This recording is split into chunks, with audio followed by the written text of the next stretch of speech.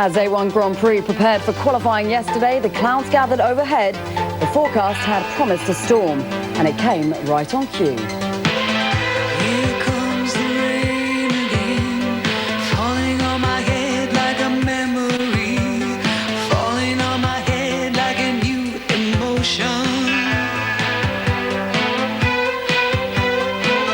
I want to walk in the open wind, I want to talk like lovers do, want to dive into your ocean. And while the weather continued to dominate conversation, a softly spoken Swiss driver saw that for once, it wasn't France or Brazil who got pole. It's round 5 of the A1 Grand Prix Championship, and it's Malaysia's turn to host the World Cup of Motorsport. Race day beckons, the first of the action, the sprints at 5:30. The feature race follows at 7. Hi there, another race day, another exotic destination for A1 Grand Prix. This weekend, the World Cup of Motorsport and its travelling party has left behind the bright lights of Sydney and made its way to another glamorous location, Malaysia and the Sepang International Circuit. We're 5 race events in, and France's grip on the championship is showing no signs of weakening. They've proved they're more than comfortable with making and breaking championship records. Today, they go for another, as the first nation to pass the $1 million prize money mark for the series. A 4th place finish in the feature race is all they need to do it. So race day is upon us. Watching the action with me in the studio is Keith Hewen. And Keith, yesterday the weather wrote the headlines. The forecast for today does look a little bit brighter. How much will that reassure teams? Reassurance, I don't think, is probably the right word for it. Excuse me again. It's a situation where we haven't seen the best from some of the drivers. Brazil didn't get a great run at it yesterday, 8th place for them. And I think Portugal as well, Alvaro Parente, found himself in 9th place, which I think we're going to see big improvements from some people out on the grid in this sprint race. I think that's very, very important indeed. But most important for us, of course, Robbie Kerr, second row of the grid, happy enough with the way he qualified, but felt he could have done even better yesterday. And I think that's significant. Robbie's really looking for a podium today. As we saw yesterday, as we know, Malaysia is a tropical destination. How physically demanding is today going to be for the drivers? Today it's 30 degrees, which by comparison is quite cool, I suppose, in Malaysia. 80% humidity yesterday. Humidity again is high today. Physically, the sprint race will be a bit of a breeze. 30 minutes is not a major problem, but an hour in these cars on this track, a lot of high G-force, very fast turns, which physically is quite demanding. Inside the cab, of course, it all gets a little bit hot indeed. So I think really the more experienced drivers are going to find it probably a little easier. Well, it was changeable conditions yesterday for qualifying. Let's show you some of the action now, and let's talk about Neil Yarni, because he's on pole for the first time. The first time as well, Keith, that France and Brazil haven't been. He hasn't won a race yet. Is he the man to beat today? Well, Neil Yarni, as you know, is one of my favourites as we're watching Nelsinho spinning himself out there, and Luis Diaz there making a bow wave. You don't get a lot of those. It's more like powerboat racing yesterday than A1 Grand Prix.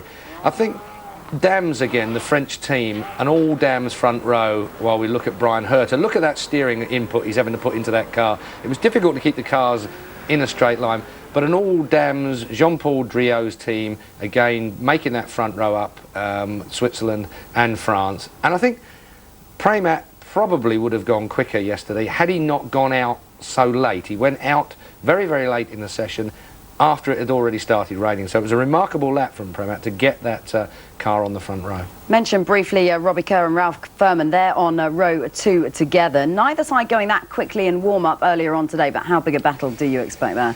Well, warm-up again, it's not indicative of what's going on really. I mean, it's early in the day, the conditions are going to change tremendously over the next hour or so. So I don't think that's a major issue. Perhaps we could say at the moment, but France, of course, 1:54.7 this morning in warm-up, which is a great time. I think Prix is going to be the one to watch. OK, well, let's just remind you of who qualified where and how they will line up for the sprint race a little later on today. It's the first time that France and Brazil have been pipped for pole. Neil Yarni takes it. Alexander Prix behind him went second fastest yesterday. Ireland and Ralph Furman line up on row 2, of course, alongside GBR's Robbie Kerr. New Zealand in 5th. Matt Halliday has been running around the track to familiarise himself with it. The Netherlands and Jos Verstappen impressive in practice. Not so much in qualifying. They're 6th. Home hope team Malaysia goes 7th. Nelson Piquet Jr. not used to starting an A1 race this far back. He's in 8th. 9th Portugal and Alvaro Parente. 2nd in the sprint in Australia, and 10th Enrico Tocacello and Team Italy. OK, so time now to go trackside and join our pit lane reporter Lee McKenzie with the very latest ahead of race day. Thanks very much, Georgie. Well, I'm glad to say it's a hot but dry day here in Sepang. Hopefully yesterday's storms have moved on and there won't be a repeat of those treacherous conditions that we saw in qualifying yesterday. But the man who mastered the wet weather was Team Switzerland driver Neil Yanni. He joins me now. Neil, you timed it just perfectly yesterday to get your first A1 Grand Prix pole position. Yeah, everything worked out and finally we got our first pole position. It's been a long time coming. You've had 4 podiums from 8 races. Are things starting to just head in the right direction? Will this be the day for a win? Well, I hope so. Somebody needs to beat France at last, and today we're looking good for that. But yeah, I mean, the team and everything just works better, and we get each other better to know, and I hope today we can do it. This is the first time that we've come to a Grade 1 circuit. What's it like being in one of these cars here? Oh, really nice. I mean, the circuit is really nice. I just saw it so far in TV or on PlayStation. And it got some technical parts. The quick corners are not easy, and it's really nice to be here. And this could be the day that Switzerland go from 3rd in the championship ahead of Brazil into 2nd. Is that an extra incentive for you? Yeah, for sure. I mean, championship to get forward is the aim, but I mean, the aim has to be to get France, and France is quite a bit forward still. Yeah, thank you very much. Best of luck this afternoon. Well, as I said, this is the first time that A1 Grand Prix has visited an FIA Grade 1 circuit. Stay with us here. All the action will be at Sepang. Lee, thank you. You heard Neil Yanni talking about it there. With 15 corners and 8 straights, there should be plenty of opportunities for some gutsy manoeuvres today. Ben Edwards brings you a closer look at the twists and turns of the Sepang International Circuit. For the 5th A1 Grand Prix event of the season, the series visits the most recently constructed of those raced on so far. The Sepang International Circuit was built in 1998 to the design of renowned track architect Herman Tilke. The layout's characterised by 2 long straights running almost parallel to one another, and one of them leads into a tightly coiled switchback at turns 1 and 2, where minimum speeds drop to 40 miles an hour. At the start, drivers will be anxious to get a clean run into turn 1, keenly watched by the spectators sheltering beneath the impressive overhangs of the double-sided grandstand.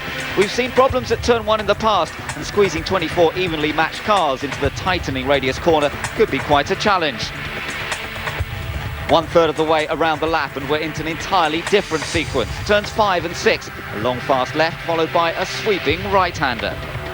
From the exit of turn 4, the cars accelerate from 55 miles an hour to 125 and plunge into a neck-straining left-hander where the driver is constantly balancing the grip level with the amount of acceleration he applies. The right-hander that follows also creates high G-forces, and the timing of transition from one into the other is critical. The second of the 2 parallel straights leads into the final bend, the hairpin at turn 15, which knits together the 2 halves of the circuit and is easy to overdrive. That Penang straight begins with a good exit from turn 14, avoiding wheel spin up from 3rd to 6th gear and flashing past the other side of the grandstand at 165. From there, it's into the braking area, from 165 miles an hour to 40 miles an hour in just 3.8 seconds, the 4 tyres providing massive deceleration. On the outside of the corner, the gravel is coarse and hard-packed and all too easy to breach if the braking manoeuvre goes wrong. Get it right and the cars sweep beneath the hibiscus-shaped grandstand roof to complete another 3.4-mile, 5.5-kilometre lap here at the motorsport mecca of Malaysia, Sepang International. So that's the circuit. The stage is set for the first of the 2 events of the day. The sprint race from Sepang, Malaysia is coming your way next.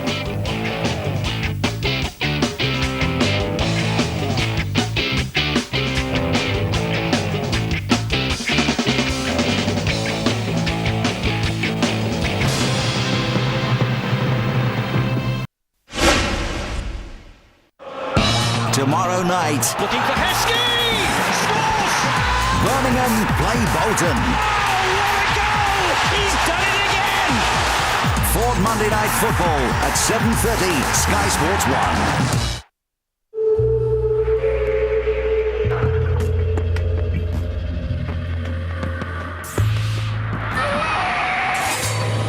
1. Survival depends on the ability to evolve.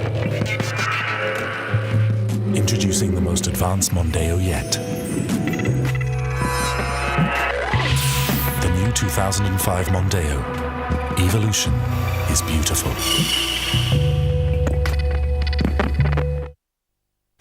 Fertig. Nicht gründlich genug. Immer noch einzelne Haare. Besser. Das ist es. Introducing Braun's Power Comb that captures more missed hairs than ever before. The Braun 360 Complete, our closest, most complete shaver ever. This place is huge. This way, this way. Wow, this place is big. Uh-huh. So how many pictures are here? Just about all of them. Smile.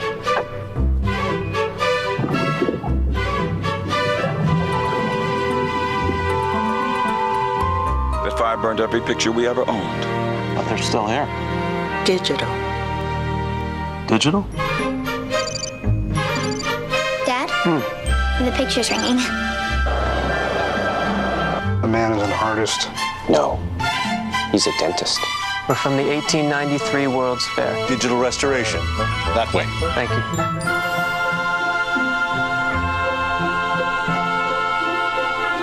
This place is cool. What's it called? We call it Kodak. Kodak.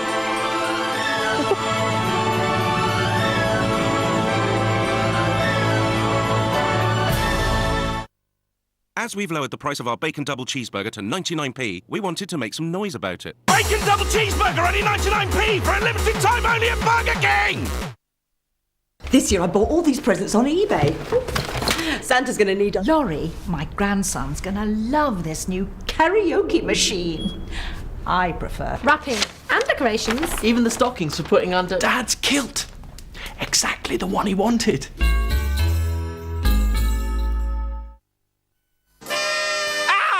These family reunions. La la la la la la. Clever army. It's a bit of an animal. Throw all your road maps away. It's our best ever value in-car sat-nav. 269. The stocks are limited. I'd be quick. Online or in-store, you've got the best of both worlds. 118 24/7. Oh, hello, yes. Could you give me the number for a dog training school in Guildford, please? I'd particularly like one that does home visits. I'll text you then. Text me? No, could you actually put me straight through? 118 24/7. Whatever you want, just yell.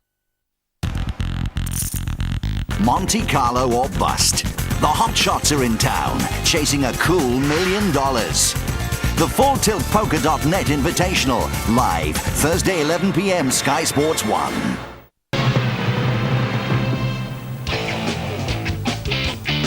Welcome back to the Sepang International Circuit for the fifth race meeting of the A1 Grand Prix Series. The atmosphere building in Malaysia as drivers prepare to go head-to-head in a sprint race. That is due to get underway shortly, by the way. Let's just bring you up to speed with exactly how teams are standing at the moment after 4 rounds of action. Team France leading the standings at the moment, 19 points ahead of Brazil. Neil Yarni's contribution in Team Switzerland car sees them lying third. Nearest challenger, Team New Zealand. Team GBR and Robbie Kerr hot on their heels, just 2 points off Team New Zealand. This weekend could make all the difference, though. Portugal currently lie in 6th, just a point separating them from Australia and the Netherlands.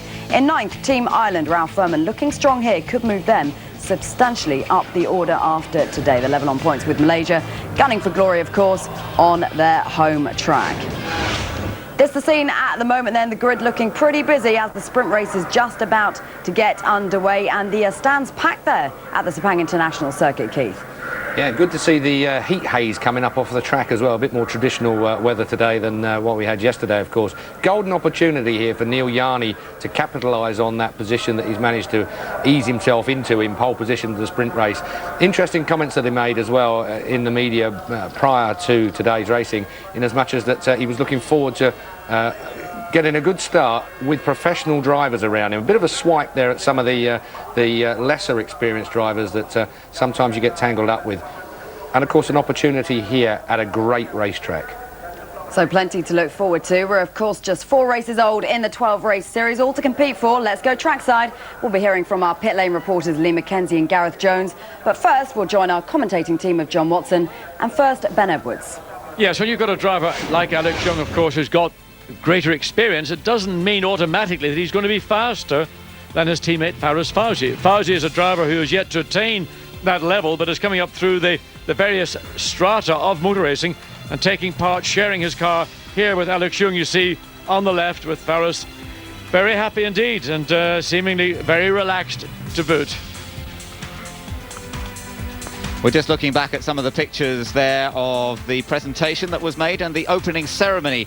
This was just a little while ago when the drivers came out on go-karts to present themselves to the fans assembled here. And now, of course, they're getting ready to drive the real thing. The A1 Grand Prix cars lined up. And there we are, starting off with the pole position man. It is Neil Yarni, 21-year-old from Jens in Switzerland. And they've had some great results. They're running in third place in the points. And interestingly, they're only 5 points behind Brazil. Brazil are 8th on this grid. There's an opportunity here for Switzerland to actually take second spot in the championship to this car. France, they have a very comfortable lead. No way that they can lose that lead here today. But, well, they could, I suppose, if they didn't finish either race, and Brazil won both. Not looking terribly likely from Brazil's point of view, starting 8th. But a great effort all weekend from Ralph Furman and Team Ireland. Yes, and I think Team Ireland are one of the pre-race favourites, principally because of the background and experience that Ralph Furman Jr., who drives Team Ireland's car, has got at this racetrack, both in Formula 1 and in GT cars. He knows it well. Also, he is driven in extreme heat, and he is able to deal with that maybe better than some of the other competitors here today.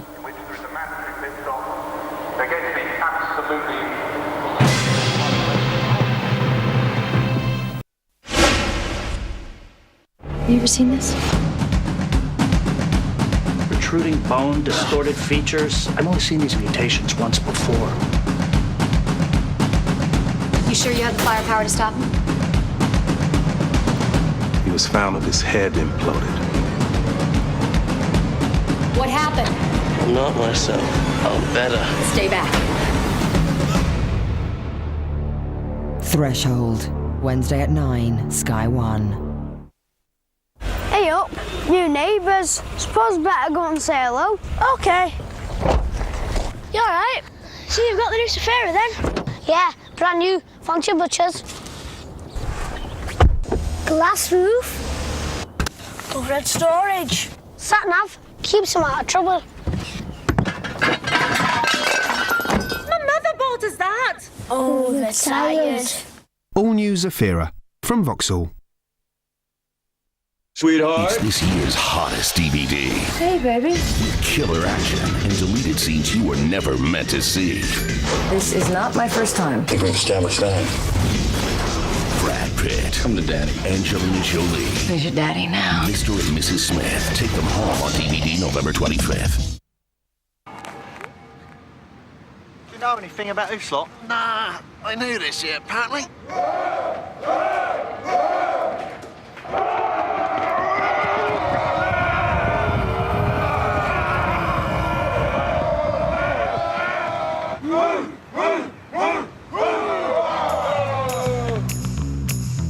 Whatever your plans, you can be confident AXA PPP Healthcare can help bring them to life. Be life confident. If you get a cold sore, don't hide away. Nothing works faster than Zavirax cold sore cream.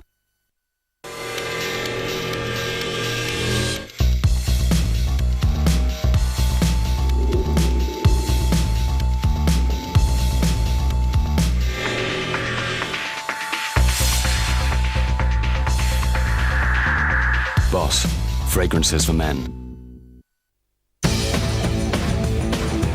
What's the naughtiest thing your grandma's ever done? What's the strangest place your mate's ever woken up? Has your mum ever fancied one of your boyfriends? Out of 10, how would your girlfriend rate you? Now is a good time to ask with Vodafone Stop the Clock. Talk for up to 60 minutes, pay for just 3. Make the most of now. It's here, now 62. With an incredible 6 number ones. Don't you wish your girlfriend was hot like me? 43 massive hits. The best just got better. Now 62. That's what I call music. This Christmas and only at Comet, get a TomTom Sat Nav with free extra car kit for £299. Comet, we live electricals.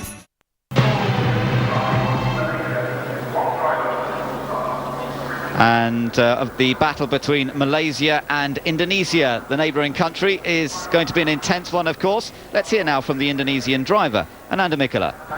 Nanda Mikula keeping cool on the grid. It's been a busy week. Asian F3 champion now, and your first A1 in Asia too. Yeah, I look forward for this race, but I still must be maintains my emotion because it's going to be a long race, and then the weather is really hot. I think it's many cars going off in the race, so I just try to keep in the track, and then maybe it's going to be in a good position then. What does it mean for you racing A1 Grand Prix in Asia? No, it's something different, but I don't know. I've never been to this track. It's first time for me racing Sepang. I think I know more track in Europe than in Asia, so it's exciting. But it's different. It's different now racing Malaysia. I cannot tell how's the feeling, but when racing in Indonesia, for sure, a lot of support. Have a good race. Thank you very much. Ananda Mikula starting in 11th place on the grid. Yes, one of the benefits of the weather being overcast as it is getting more and more is that the actual ambient and the track temperature is relatively lower than we would have normally expected at this time of day, coming up to local time 1:20 in the afternoon. So that's going to make it easier for the drivers, both physically but mainly for the cars and tyres in particular. Yes, it is notoriously hot, this place, and humid, but as you say, it's a little easier today than it has been even previously this week on occasion. Looking down at the New Zealand car, where you said that they're starting in 5th place, so a good opportunity for Matt Halliday to score points. But the Netherlands too, they've been showing great pace this weekend, fastest in 2 of the 3 official practice sessions. They went out in the first qualifying segment on an old set of tyres, which was really a miscalculation. They obviously didn't expect the weather to worsen in qualifying, and they admitted that afterwards. There's the Malaysian car lining up in 7th place. Qualified by Alex Young, but driven in this first race by Faraz Fauzi, and that is an option in A1 Grand Prix, as long as your 2 drivers are evenly matched in terms of their times in the free practice sessions. Now it's time for the Malaysian anthem.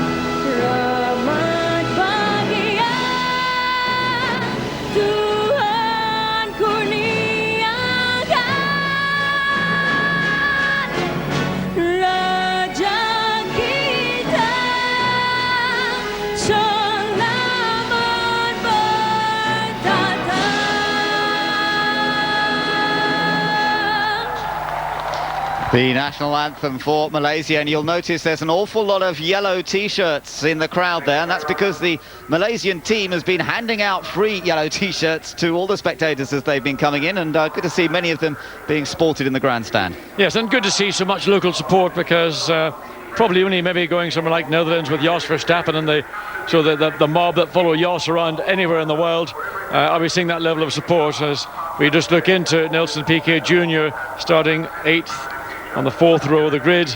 And it was a disappointment. I mean, basically the whole weekend has never quite come together for Team Brazil. We saw them so powerful, so strong in the earlier rounds, and in the last couple of races various things have almost conspired in a sense to work against them. But the natural pace is there, but working up from the 4th row of the grid to the front is a lot more difficult than starting on the front.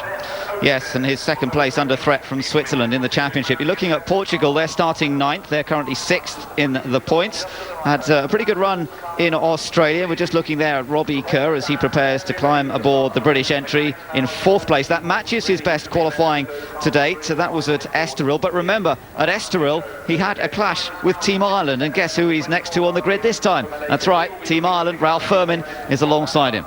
Yes, that incident did occur, but it's now a different driver, and Ralph Furman, I think, is very quietly confident. We spoke to him this morning and he seemed to be very much on top of the situation.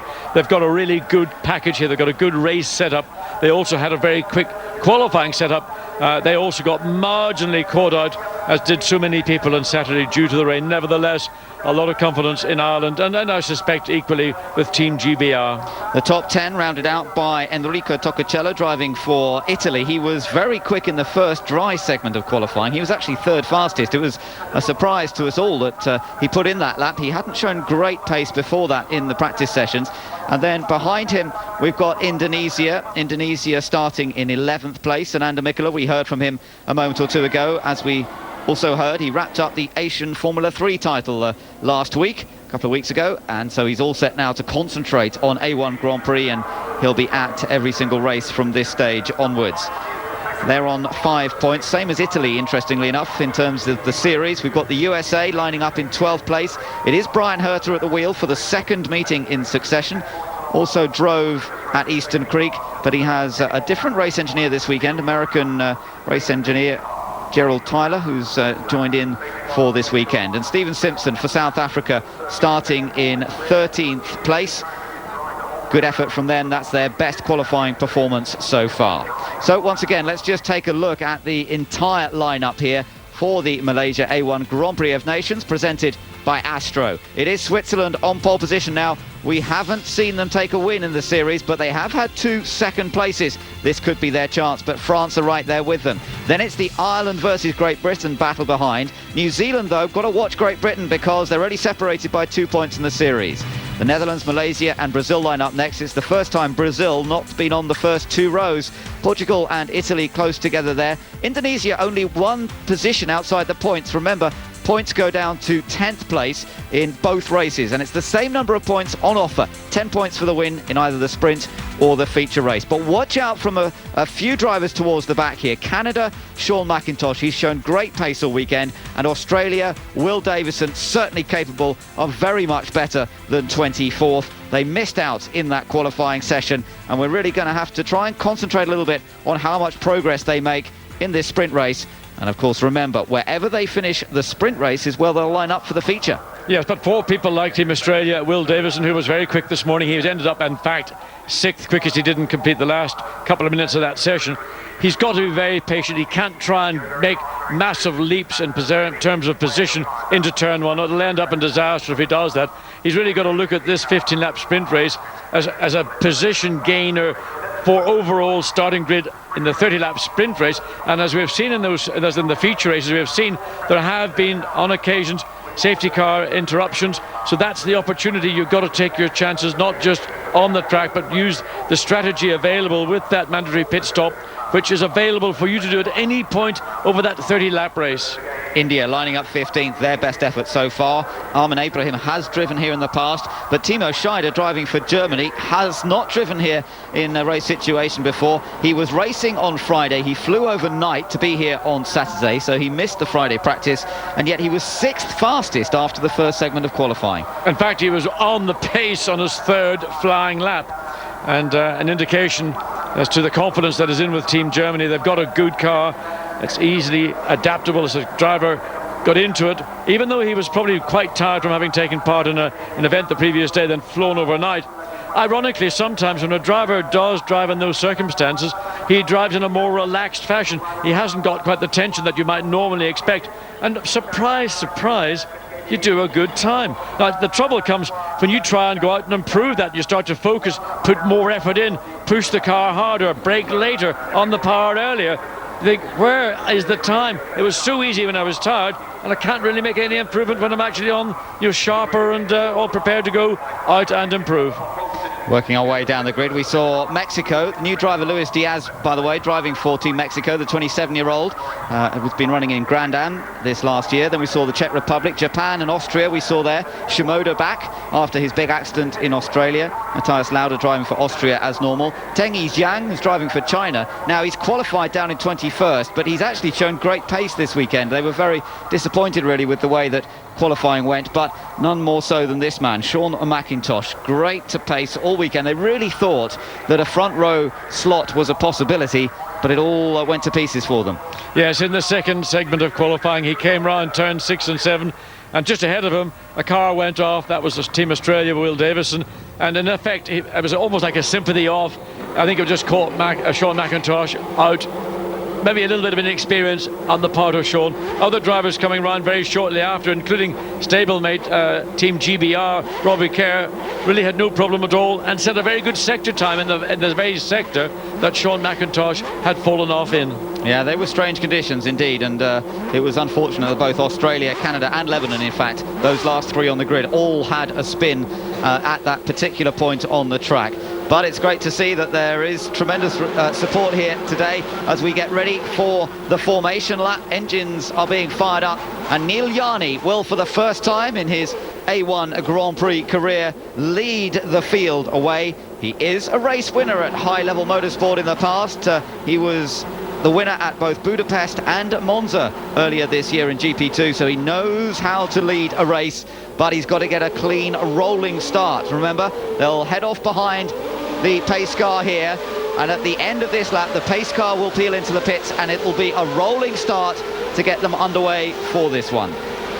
So they all file off the grid, and of course those at the back, and that is Australia and Lebanon, having to wait a few more seconds just to get their car rolling, and now the field makes its way down behind the Z4 BMW pace car into that turn one. This is a corner that offers up on the opening lap. Now that is that's what do you call it, cold ice. It's dry ice that we saw under braking coming out from the air intakes of Team Ireland's car. That is done to keep the radiators at as low a temperature as possible when the car is sitting on the grid. It's to help avoid heat soak, and it's something that other Formula are more familiar with. Interesting that Team Ireland, made up of many engineers from the Jordan Grand Prix team, applying that kind of sort of psychology, really, more than anything else, to Team Ireland.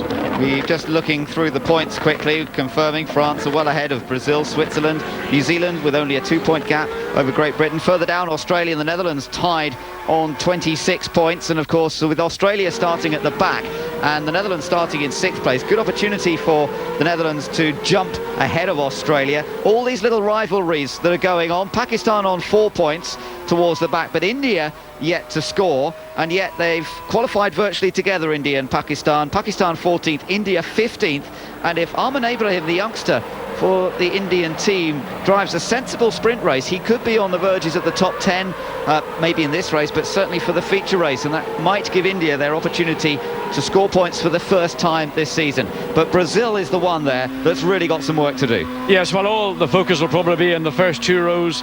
As the cars go up into turn one the first time, it'll really be on the 4th row.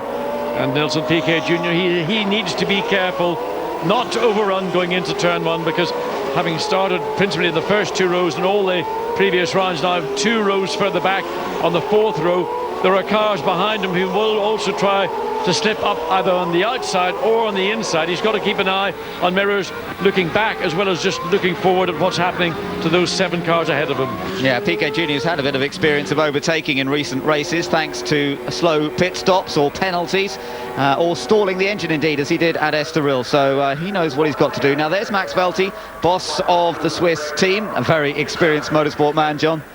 Yes, all sorts, sports cars, single-seaters, in fact even based out in Malaysia for some years in his earlier career. And Team Switzerland started slightly more slowly than some of the other teams did at Brands Hatch back in the end of September, but gradually Neil Yarni and Team Switzerland have come forward. They've made their way up through the grid, now on pole position, and every good chance of consolidating that pole position. This is the rolling start. The safety car will peel off coming into turn 15, and then the race is in the control of Neil Yarni, waiting for the lights to go out. So Simon Hill and Steve Benbow in the pace car, just leading them round towards turn 15, the final corner, and then, as you say, they'll be peeling out of the way, and it'll be up to Neil Yarni to determine the pace as they come up towards the start line. Nice and steady, everybody getting into position here. Good long straight leading into the hairpin, gives them time to settle. Interestingly, Switzerland in pole position is going around the slightly more dirty line of turn 15. France is gaining a marginal advantage and is going to try and keep, well, now Switzerland back onto the line, France is onto the slightly dirtier bit, but basically it very closely matched. We're all set to go racing here in Malaysia. Switzerland versus France from the front, and we are racing and everybody's going for it. Great Britain moving to the inside, Switzerland holding on to the lead at the moment. Now look at Team Ireland moving to the outside, side by side into the first corner. France right round the edge there. Switzerland has the advantage and has made a good start. Ireland almost getting squeezed out, Brazil gaining ground, and Italy off. But Ireland, I think, had contact, and there we see is contact as Australia and the Czech Republic. More bodywork flying up cars. There's that nose of somebody, we couldn't quite see who it was, but initially there was contact with Ireland and the back of France. Look at Brazil. Piquet has gained a lot of places here. He's got down the inside of Ralph Furman. Jos Verstappen's in there as well. Matt Halliday in the black car for Team New Zealand, but leading it Switzerland, and there France under pressure as they came through turn 5, and Alexander Premat's got his hands full. Great Britain second at the moment. Great Britain second, France third. And look at New Zealand. Nelson Piquet Jr. for Brazil also getting position. Ireland really the big loser into turn 1 and through 2. So it is Switzerland that has the advantage. Great Britain running in second, France in third, then it's New Zealand under pressure from Brazil, and we're riding on board Brazil's car now. Nelson Piquet Jr. Look at Verstappen trying to make a move on Ralph Furman. Turn 9 is one of those corners you can get past, but in the opening lap with the proximity of cars around you, you've got to be careful. The worst contact coming out of 2, we haven't yet had a chance to see which of those cars are involved, but the racing here in the top 10 is absolutely, you couldn't get closer. Verstappen is ahead of Ralph Furman there. They're being chased by Faraz Fauzi as well of Malaysia, so he's right in the battle as Verstappen locks a wheel under braking. And he goes very wide, he goes too wide, he'll be under pressure now. Nelson Piquet Jr. for Brazil, trying to close up on the Black Beauty of New Zealand. Matt Halliday glances in his mirrors. Which way is he going to go? Watch for the power boost being used down the inside there as well, as Piquet tries to go around the outside at turn 15. He better be careful because Verstappen will take advantage. Oh, almost touching wheels on exit of the corner, and the places stay the same. It's Switzerland, Great Britain, France, and then this battle going on for fourth between Brazil and New Zealand. And Faraz Fauzi did get ahead of Team Ireland into turn 15. And Brazil's done it. Brazil's made the move on New Zealand. New Zealand now under attack from 3 other cars. That's the Netherlands. Look at Furman's gone back round the outside there. Ralph Furman retakes the place from Faraz Fauzi. When he saw there was a line of cars queuing up on the inside, Fauzi got wrong-footed, had to lift off the throttle. That gave Ireland the advantage. Now Ireland once again behind the Netherlands, trying to make up. Well, he's lost 5 places basically in the start of that. Look at Portugal down the inside of Malaysia. Yeah, he took advantage, but Malaysia cuts back on the exit of the corner. The USA's gaining ground as well. USA running in 11th. India's in 10th at the moment. So, but I think USA just nipped past around the outside, yes. So India has gone down to 11th. USA's into the points. Germany now the one on the attack of India. Well, Germany started 12th. It is still in 12th place. The gap between these cars, you couldn't get it. Well, it's so close. There's virtually no opportunity to pass unless the car ahead of you makes a mistake.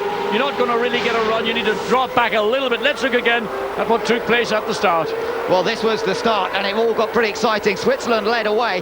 France were right with them, and Robbie Kerr was looking for a space on the inside. And Robbie Kerr took his heart in his mouth, dived over from left to right. He got position. He got squeezed coming into the corner, but it was Ireland somehow or other, the bump in the back of Team France, that caused them to get further out to the left of the track.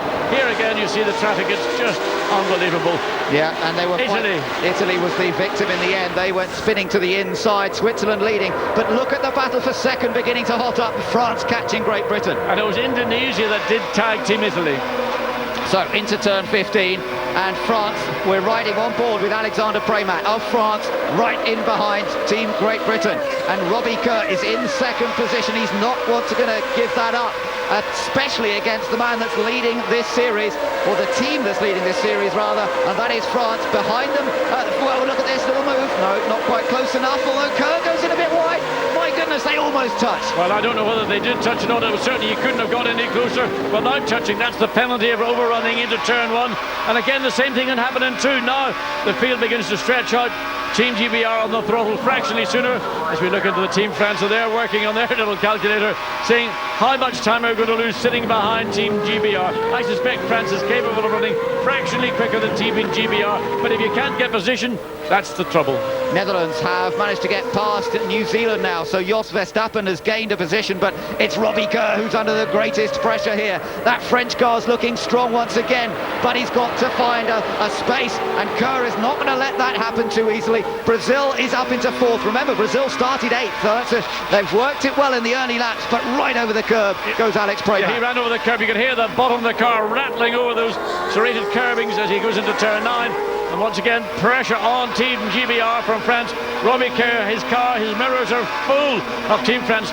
There's no way to pass here into turn 11. There's a chance, maybe, but not close enough into 12, 13. You're going to have to wait, position yourself. When you come out of the next 3 corners, that will be turn 14. And then try and get a run down the back straight, the parallel straight, the start-finish line. Here we go then, into turn 14. Look for the good exit here. France really trying to get on the throttle early. You're looking at the telemetry on the right, the speed in kilometres per hour, the revs building up to over 9,000, and the not using the power boost at the moment. It's red at the moment, and he moves to the outside looking for a little opportunity. Now the switchback.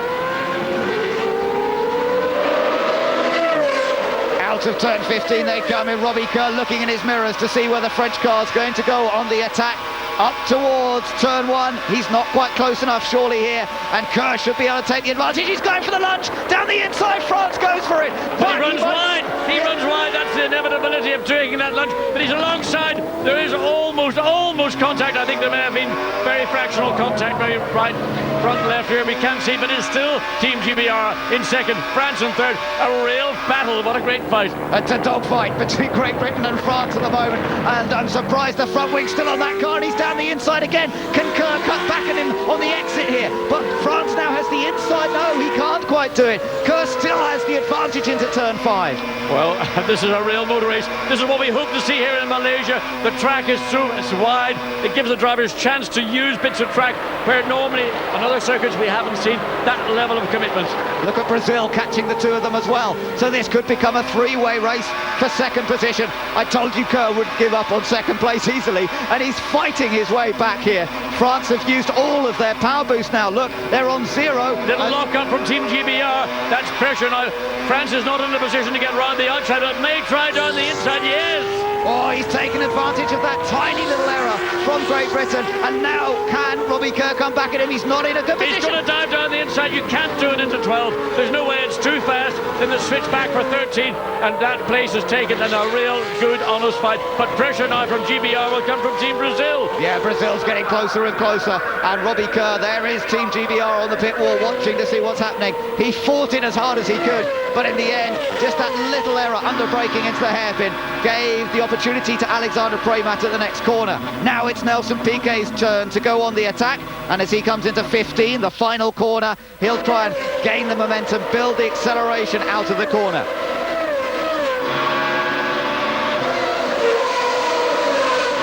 Brazilian fans are cheering Nelson Piquet on here as he closes up on Great Britain. And Team GBR and Brazil have both got 2 more shots with their power boost button. They're not just wasting it trying to defend. They know that it's possible to defend. It's just only if you make an error. That's how Robbie Kerr and Team GBR lost that 2nd place to France. He's got to be sure that he does not do the same thing again, because Brazil will be all over him like the proverbial rash. Yeah, Piquet has taken... Oh, look at the puncture to the left front of the Australian car. That's Will Davison limping back towards the pit lane. But he was also involved in an incident in turn 1 on that opening lap. So he's been in the pits already once. So now back into the pits with a left front puncture. Of the front runners, let me tell you that the Netherlands was fastest on that last lap. He was into the 1:56s. So very quick for Jos Verstappen, and he's only a little way behind those guys. This could come into play. We were seeing car running way offline, but nevertheless it could come into play as GBR kicks up the dust on the exit of turn 8, diving down into turn 9. Where's going to be that car? Australia, are they out of the way? Well, it didn't come into play. It's not going to come into play. But pressure once again at the same part of track. 1 lap ago, GBR lost their 2nd place. Now Brazil giving them the same heat. Yeah, Brazil very, very close behind the British car, and look at the orange car closing up on both of them. The Netherlands, Jos Verstappen, who loves this place. He's raced here in the past in Formula 1, and he enjoys the challenges of the track, and he's got the experience too. Now he's beginning to close on these 2. Kerr has managed to fend off Piquet pretty well on the 2nd part of that lap. He's opened the gap up a little bit. In fact, it's Switzerland that leads. France in 2nd place. Great Britain running third, Brazil in fourth, the Netherlands in fifth, in sixth, New Zealand, Ireland in seventh, Malaysia eighth, Portugal ninth, and then the USA in 10th place. Then it's India, Germany, Pakistan, Japan, followed by Canada, South Africa, then the Czech Republic, Italy still there, Mexico, Austria in their own dice, and then China. We saw Austria going from left to right. Mateus now just trying all he can do to find a way to get past the Mexican car. Under his rear wing, pulls out. Now, whether he's got the acceleration, maybe he came out too soon. I suspect the two cars will run side by side while the Austrian back manages to sweep across the bar of Mexico, and that's again in position for Austria. Yep, that's right. They're up into 19th place. Indonesia running that towards the back. They got, I think it was their wing actually that went flying on that opening lap, because they're a lap down in 23rd position. But there's the race leader. It's Neil Yarni for Switzerland. But can he be caught now by Team France? France have moved up into second place, and they will go on the attack. And we've just seen a new fastest lap by France, a 1:55.373, and that compares to Switzerland's time of a 1:56.423. Alexander Premat is on the attack, and he's still got plenty of time in this race. There is a lot of time. We're on the sixth lap. There you see Australia, that car absolutely destroyed, with having to come in at the speed Will Davison did, and I suspect that there's not very much they will do. They may choose to send him out. You never know what will happen, because your finishing position in a sprint race relates to where you will start. Now, other cars may retire before this race is over, so it is in the interest of Australia to get back out. Yeah, they've got to get back out and hope to improve their grid position for that feature race. Riding on board here with Malaysia, we've got the telemetry up on the right again, just briefly there. They're holding on to 8th from Portugal in 9th and USA in 10th. A little bit of a gap between those respective cars. But Brian Herter, I know, was feeling very confident about the performance of his car once the tyres were fairly worn, whereas Portugal, certainly earlier in the practice sessions, was struggling with that aspect. So I wonder if USA might have an opportunity to close up on 9th place Portugal, just behind this man, Firas Fauzi. He's used all of his power boosts. He's got nothing left available to him. He's just got to concentrate on trying to catch up with Team Ireland and Ralph Furman. Well, Furman's got his eyes firmly on the back of Team New Zealand for that 6th place. There is the gap. It's less than half a second, as you see. Ireland were confident they had a very quick car, but they got wrong-footed into the turn 1 on the first lap. They got wrong-footed in turn 2, and they got shuffled down the pack all the way down and back to 8th place. Now back up to 7th. Up front, Switzerland is being caught by France. It was another faster lap than Switzerland on that last lap, and the gap down to under a second between Switzerland and France. So this race is certainly not over yet. Still 9 laps to go, and Switzerland could be coming under pressure in the closing stages. Looking down over the cars here, and New Zealand still running in 6th place in the black car. But you see in that turn 6, the black car, the New Zealand car, running a little bit wider as this battle for the lead. Now this is Neil Yarni for Switzerland, Alexander Premat for France in 2nd place, virtually running as one car. Watch and see what France does. This is the crucial turn 14, a little bit of oversteer just prior to the entry, then turn 11 in fact. What a race this is proving to be for Alexander Premat of Team France. He's had to fight his way up here, and now he's on terms with the race leader, and he's already worked out a couple of possible overtaking opportunities. He's tried a few on Robbie Kerr, and now he's got a chance to do likewise with Neil Yarni. And Yarni's been caught. It's always a horrible situation to be in. He can see the car behind filling his mirrors. Well, the inspiration a driver wants is to see the car ahead of him coming closer. That's what Alexander Premat and France have got. But of course, now he's got himself into position. His problem will be his lap speed's going to be reduced down to that of Switzerland. He loses his momentum. So by closing up to the back of a car is no automatic overtaking pass. You've got to think, where can I do it? Where are my strengths? Where are their weaknesses? Try to bring the two together, you'll have a chance. So Yarni's got his hands full now. The Swiss car locks a little brake car, a little bit of smoke coming off that left front, and Alexander Premat is looking very threatening in 2nd place. You're looking back to that 2nd place French car, the view over the Swiss rear wing, and we can see it a lot more clearly than Yarni can see him in his mirrors. He gets the glimpse of the blue nose cone bearing down on him again. But that's what we're talking about. France closed up to Switzerland without very much difficulty. Now that he's behind Switzerland, his pace is going to drop back to that of Switzerland, and his momentum has gone as well. So what's he going to do? Well, he can either sit there and just bully him away and try and force him into an error. I'm not sure that Neil Yarni is going to respond to that very much.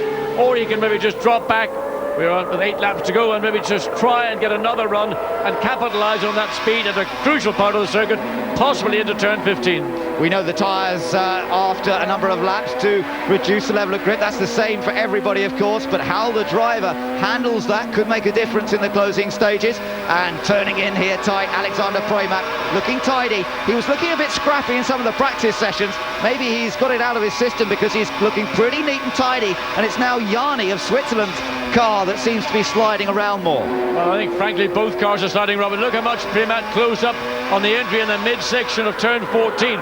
But of course it's the speed off the corner that really counts. Nicolas Lapierre, he wishes he was in this car. He knows what he would be doing with Neil Yanni. He's got it worked out how to pass Team Switzerland. Sadly, it's Alexander Preymat, his teammates in the car. Preymat has yet to work it out. Yeah, but he's still got a bit of time, as you say, John.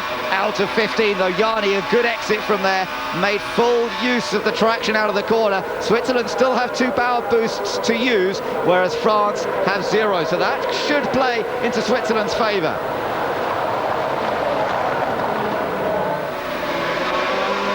Oh, Yanni a little bit wide there. France getting a bit closer again in this battle for the lead. In 3rd, it's still Great Britain. 4th, Brazil. And in 5th place, the Netherlands. I'm not sure whether Neil Yanni and Switzerland just overran turn 1, or they thought that France was making a serious attempt to come down the inside. He certainly left room if that was the case, but in doing so, he put himself on the dirtier part of track.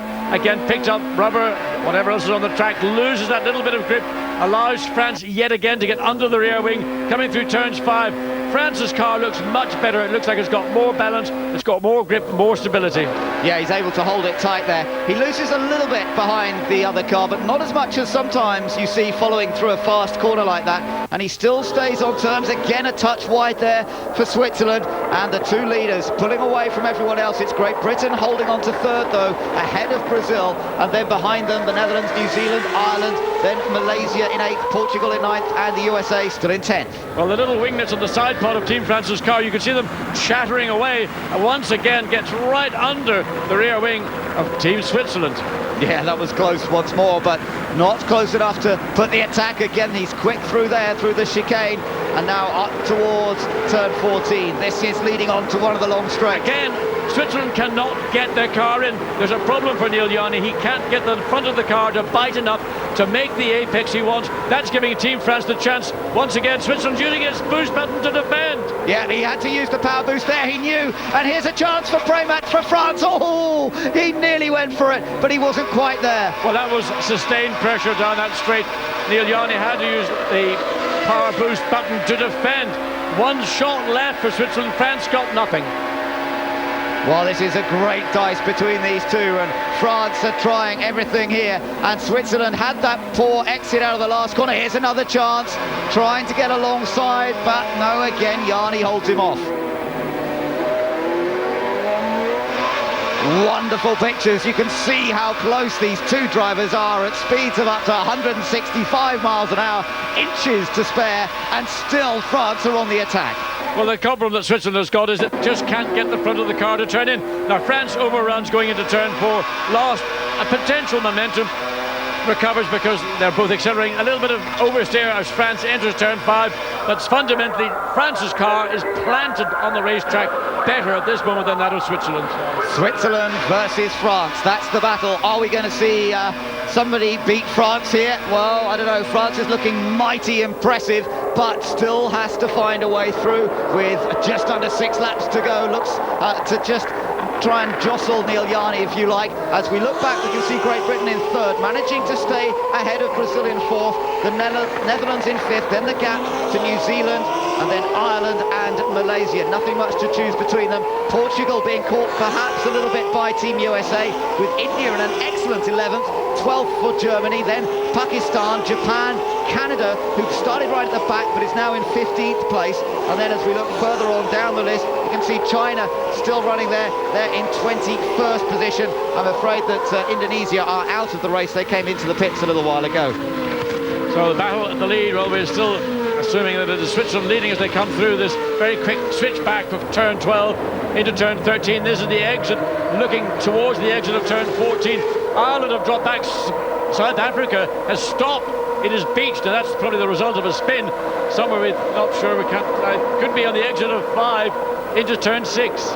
So South Africa's car beached, and I wonder if that's going to cause problems. Oh, a bit of oversteer turning in. Smoke off Yanni's tyre and into braking. Yeah, both of them struggling now for grip with 5 laps to go and having to assess the grip level, and particularly into that tight turn 1. It's a tricky task. Malaysia getting closer to Ireland again. This is the race for 7th. Ireland has dropped back. They were within half a second of Team New Zealand. They've now dropped back to 1.5 seconds. That's allowed them to get into the clutches of Malaysia, putting pressure on Ireland for that 7th position. It's definitely slippery down there. There was another little lock-up, and Austria also had a big wiggle going into turn 1. So I don't know whether anyone's dropped fluids or what, but there's a little bit of slippery surface up there into turn 1. All of the leaders have made it through safely. Brazil there running in 4th position. 5th behind them, the Netherlands, Jos Verstappen, then the gap back to New Zealand.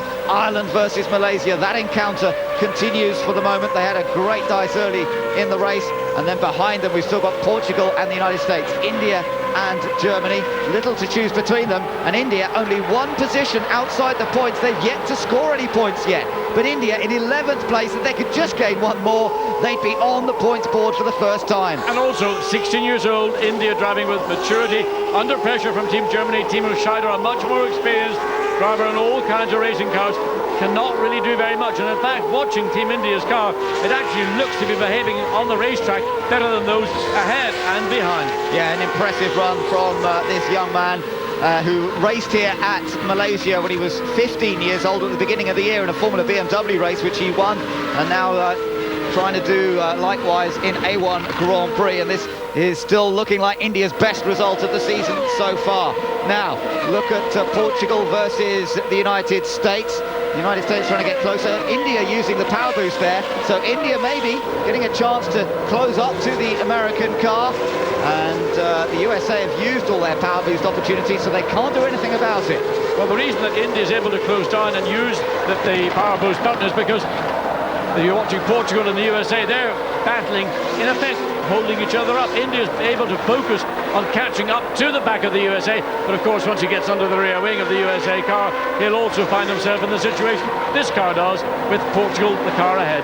Yeah, that's when it gets a little bit difficult, but Brian Herter here heading for another points-paying finish, just because he's in 10th place. We're riding back on board with Malaysia, still chasing after Team Ireland and Ralph Furman. Remember, no pit stops in this sprint race. We've only got just under 4 laps to go, and it's a straight, flat-out blast to the checkered flag in this sprint race. In the feature later on, we'll see the pit stops, and that's going to add another area of complication. Interestingly, the fastest lap in the race to date, unsurprisingly, has still remained with France, and that was on lap 6, 1 minute 55.373. Oh, look at this, side by side again, the leaders. Switzerland having to defend once more, and France almost had an opportunity. Same sort of area that he got past Robbie Kerr earlier. Yes, it is. That's into turn 9. Look at the back of the car swinging around. Now they drop down, in fact, into turns 12 and 13. That was the area where France were able to get the pass done on Team GBR. This is the part of the track where Switzerland is slow. You can see how much difference the speed. France able to, well, in fact, nearly overran, running Switzerland into turn 14. Switzerland desperately trying to hold on to their first victory in A1 Grand Prix. As they come around this time, there'll be 3 laps to go. No power boost left on either car. They're both running at 0 now. There are 4 available in the sprint race, 8 available in the feature race, but they've used them all up for this one, and now it's just down to the straight fight between the two of them. Across the line, 0.6 of a second separate Team Switzerland from Team France. But what can Alexander Premat of France do here? Can he think of something a little different? Because he's got to keep the pressure on Switzerland. He's got a choice. He can either push the nose of his car right under the rear wing into the mirrors, in fact, of Switzerland's car, and try and force an error from Switzerland. We saw a little one there. Or drop back with 3 laps to go and have that one last charge, catch up to the back of the car and try and sweep by under momentum.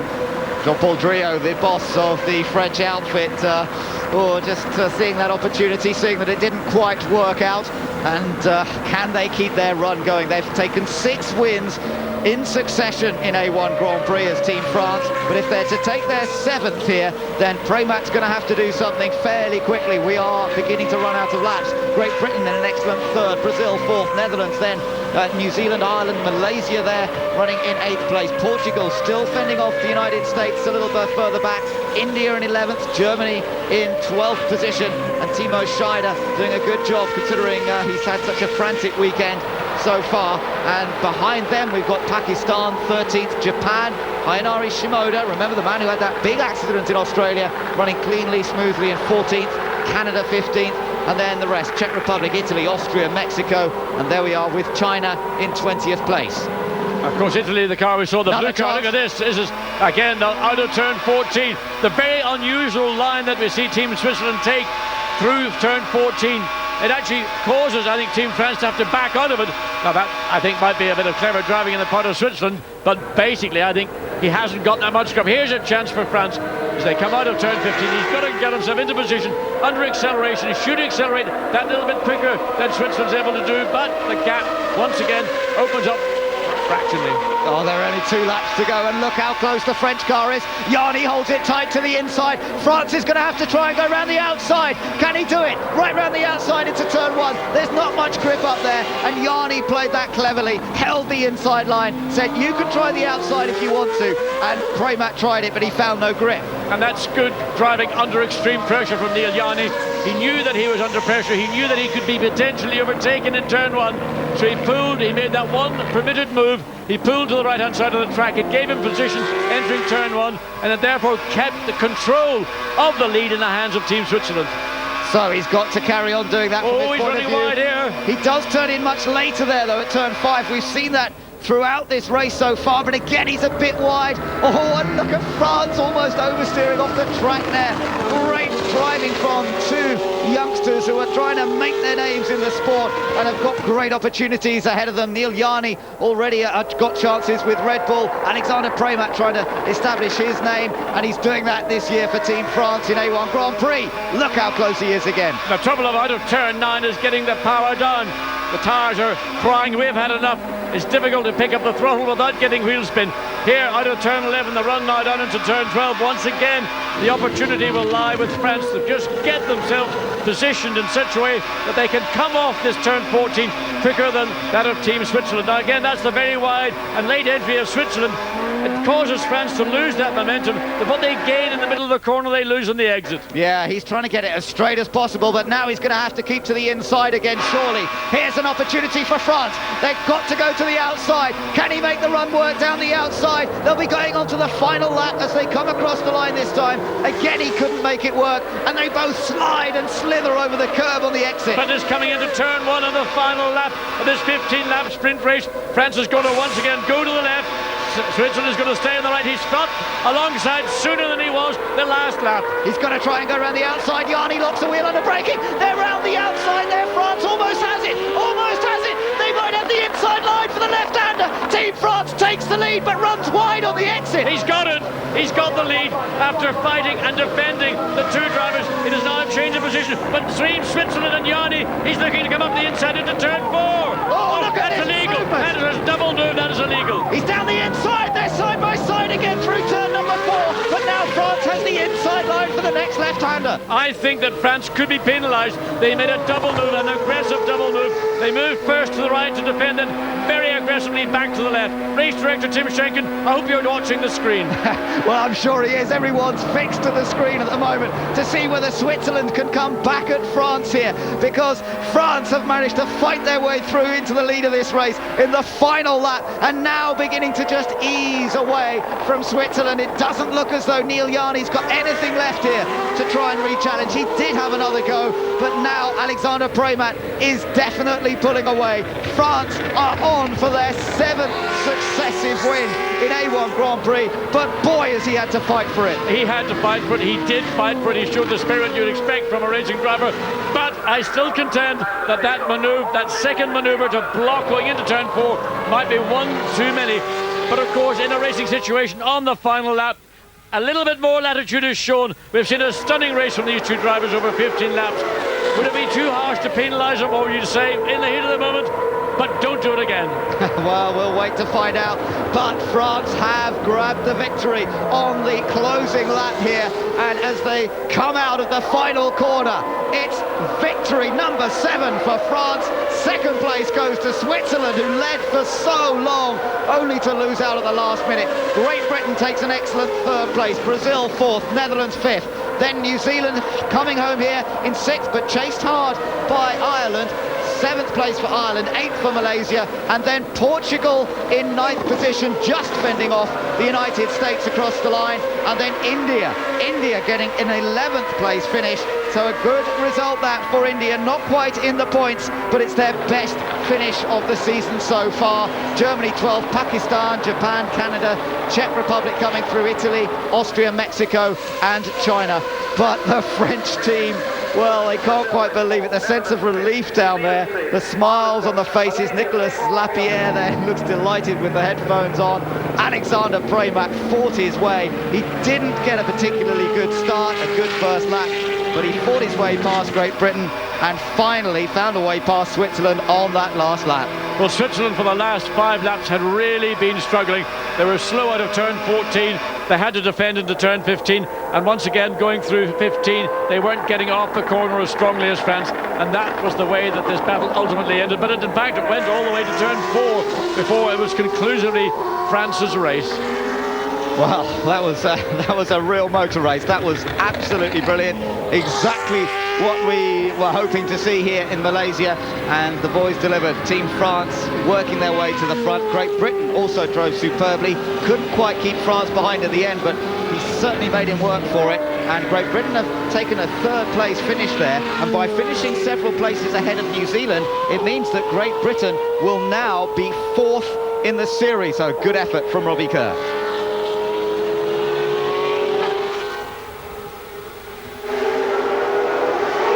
Cars heading around on their slow-down lap now. There is Robbie Kerr of Great Britain. Good podium finish here. Yes, he drove a strong race. He defended again as fairly and hardly as he could do, but at the end of the day, the pace was not quite with the GBR car at this stage.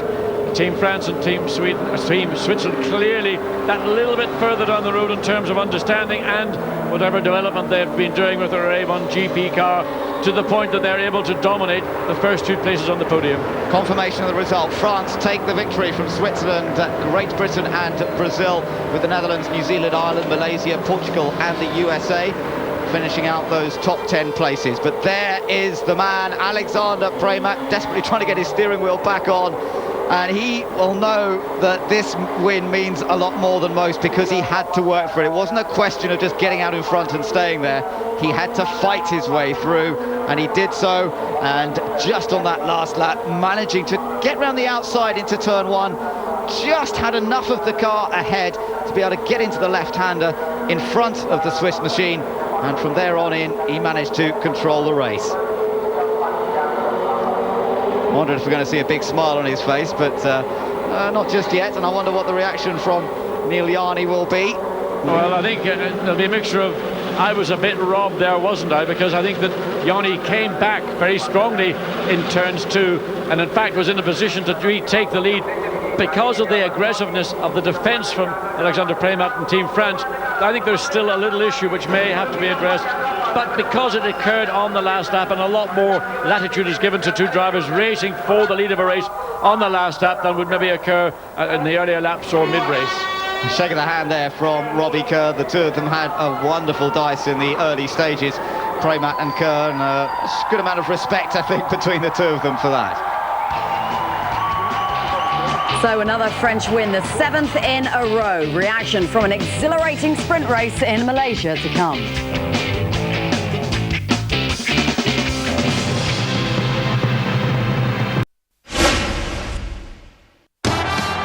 Following his amazing win over Kostyazu, IBF champion Ricky Hatton takes on WBA champion Carlos Mauser. 2 world champions, 1 big fight. Ricky, the unification. Saturday at 9 p.m. Sky Box Office. Order now for $14.95. See Channel 740 or call 08705 800 888.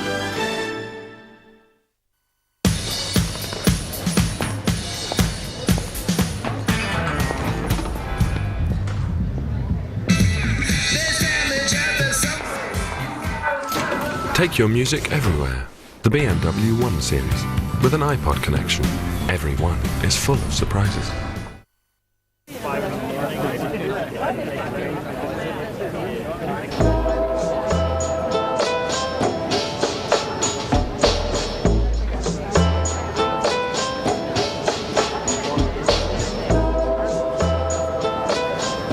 Hi, how you doing? Should we go somewhere a little quieter? Oh, no, standing there would be good. New Foster's Super Chilled. Well, you wouldn't want a warm beer, would you?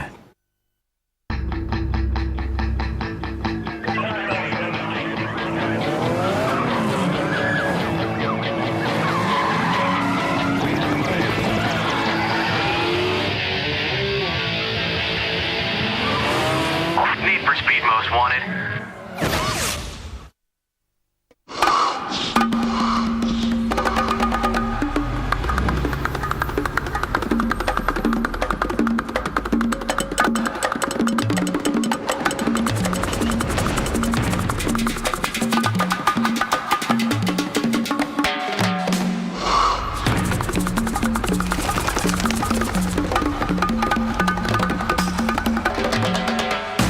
Custom fit technology. Turn it on, turn it off. Right now, getting mobile is easy at Staples with our exclusive Gateway laptop deal. To help you work smarter, faster, and in more places than ever before, this laptop is wireless enabled with Intel Centrino mobile technology. And has 100 gigabytes of storage, a brilliant 15.4-inch widescreen ultra-bright display, and the multitasking power of over 1 gigabyte of RAM, and all for an incredible $699. So get mobile and head into Staples now for all your home and office needs. Relationships should be rewarding. That's why we'll give you free evening calls to other Orange customers for 5 years on pay-as-you-go.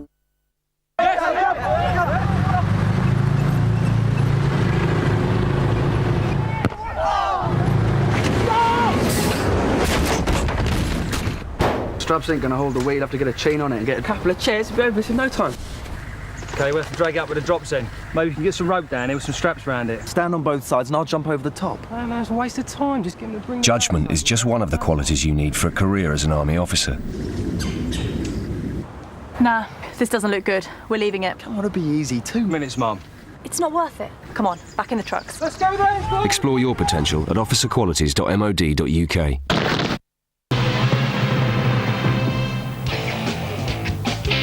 Welcome back to Sepang, Malaysia, where France are smiling. So too is Alexander Premet after an exhilarating win in the sprint race. Reaction from that sprint race to come shortly, but first let's bring you the news that Andy Prix is now the World Touring Car Champion. And Keith, if you're going to miss an A1 weekend, you might as well miss it for that. Indeed. Well done, Andy. Congratulations. And, well, it's a day not to have Andy with us, of course, but, yeah, it's compensated in some way out in Macau. I can't imagine what kind of celebrations are going to be going out on the Far East tonight, but superb stuff. Dirk Muller finishing badly in the end and Andy taking the world title. But he missed the best race of the year so far in A1 Grand Prix. That was something special.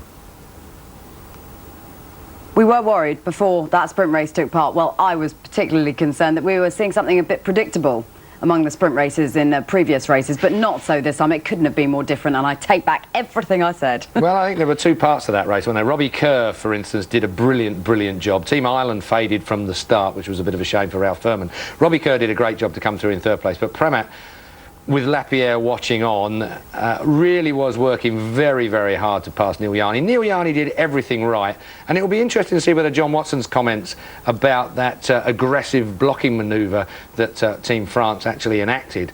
I think it was just racing at the end of the day, but Neil Yarni may feel slightly miffed. Couldn't really tell much from the body language in the Parc Fermé, but no doubt we're going to be seeing how they feel in just a little while. Well, Neil Yarni couldn't stave off the challenge of Team France. 1, 2 and 3 are standing on the podiums at the moment, reflecting in the glory of what has just taken place. And an impressive race from that man too, Keith. I think so, I really do. I think Robbie Kerr is growing in stature now in the A1 Grand Prix. The first few rounds, a frustration after Brands Hatch. His main event of the year for him will have been Brands Hatch. And basically now he needs to just build one good race on top of another, and more podiums the better. OK, well, let's take a short break to listen for the national anthems.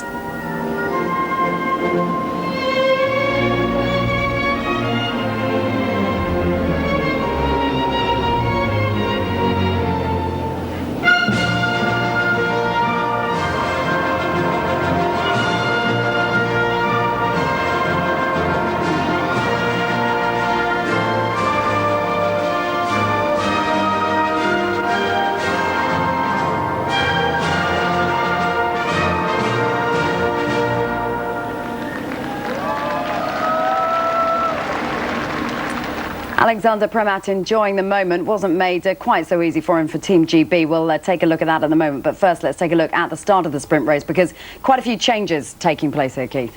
Well, if you wanted a reason for getting up at 5 in the morning, this was it. It started off into turn 1. What a cracking start. Neil Yarni not being fazed by the Frenchman around the outside into turn 1. And, of course, if the Frenchman had managed to pull that off, he'd have been in perfect position for turn 2. Toccocello finding himself out on the grass, and bits of wing and the like going all over the place. So the front runners avoiding any kind of contact in those first few turns, and that is critical. But look at this.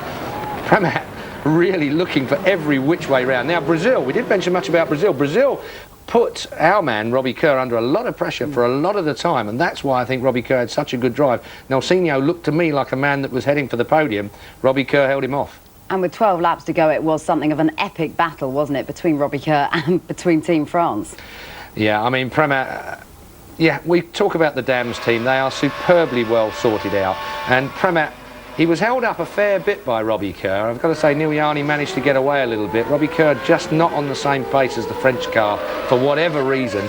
And I'm sure that Robbie will have learned a lot from the Frenchman for the feature race. Of course, we've got the hour-long feature race coming up. So Robbie nicely placed on the grid for that. But sadly for him, second row, wasn't able to hold off the Frenchman.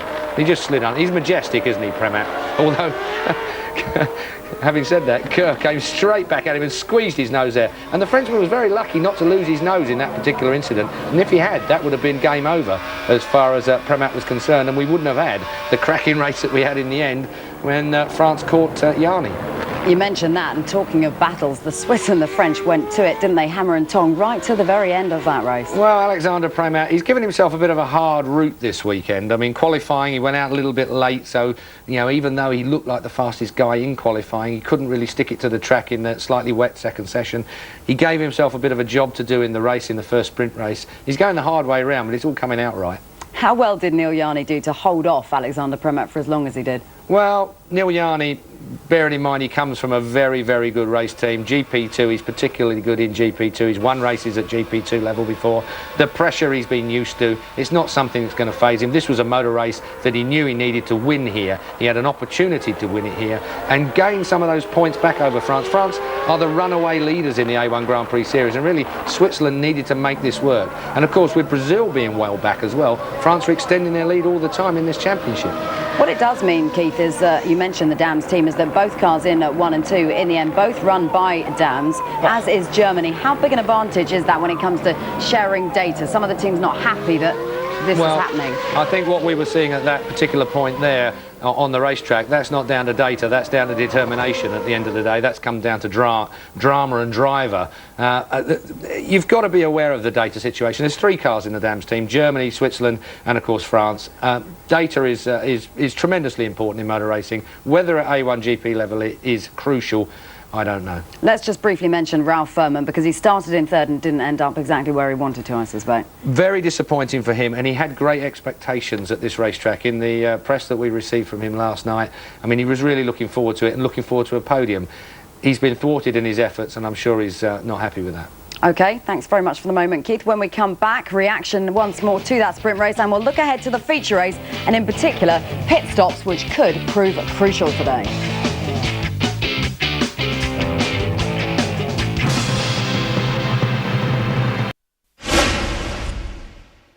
8 o'clock and 9 and 9 And 9. and 9. 8 o'clock and 9. What? 8 o'clock and 9. Showtime. With great movies at 8 and more great movies at 9 every single night. Do you 8? 8. Or do you 9? 9. Great movies at 8 and more great movies at 9 every night on Sky Movies. If you're buying a used car, you can't always trust the mileometer.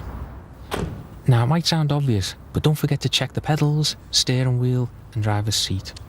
What's the wear and tear like? Because that'll often give you a far better idea of the car's true mileage.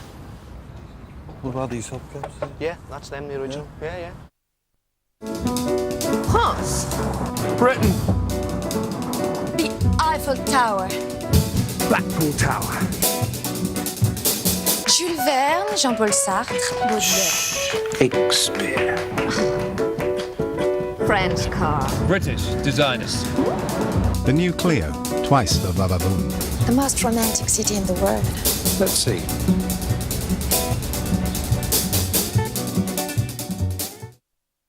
Sweetheart. It's this year's hottest DVD. Hey, baby. With killer action and deleted scenes you were never meant to see. This is not my first time. I think we've established that. Brad Pitt. Come to Daddy. Angelina Jolie. Who's your daddy now? Mr. and Mrs. Smith. Take them home on DVD November 25th. This Christmas, even more prices lowered, including half-price gifts like this digital TV set-top box, now only £26.99. And this half-price brawn shaver with its special cleaner unit is now only £64.99.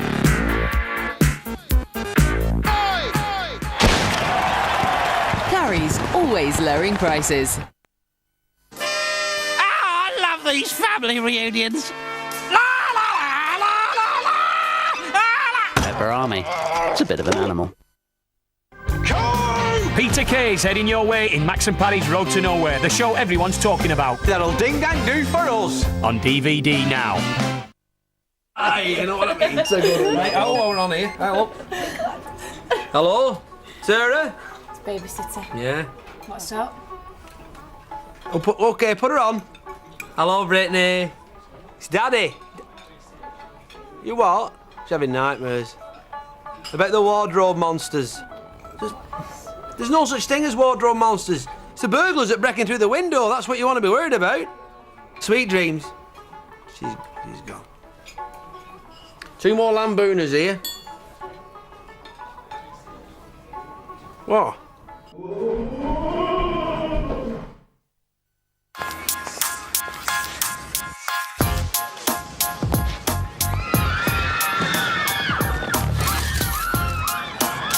Whatever you're looking for, Ask Jeeves has new tools and features which will help you find it faster. Ask Jeeves, the find engine. Welcome back to Sepang, Malaysia for the 5th race meeting in the A1 Grand Prix calendar. France so far having made their mark today. Well, pit stops have proved troublesome for a number of teams over the course of the past 4 races. To get it right, here's a look at what's required. All the best teams know that motor races can be won on the racetrack but lost in the pit lane. Any pit stop that takes longer than it should can take the team from heroes to zeros in seconds. In A1 GP, the pit crews are not allowed to leave their garage to change wheels and tyres until the car has come to a complete stop. So good timing, preparation and plenty of practice is crucial to the perfect pit stop. From now on and through into the race, everyone will be practicing pit stops quite hard, just to try and take away all the variables and just get people familiar with what they've got to do. Ready, go!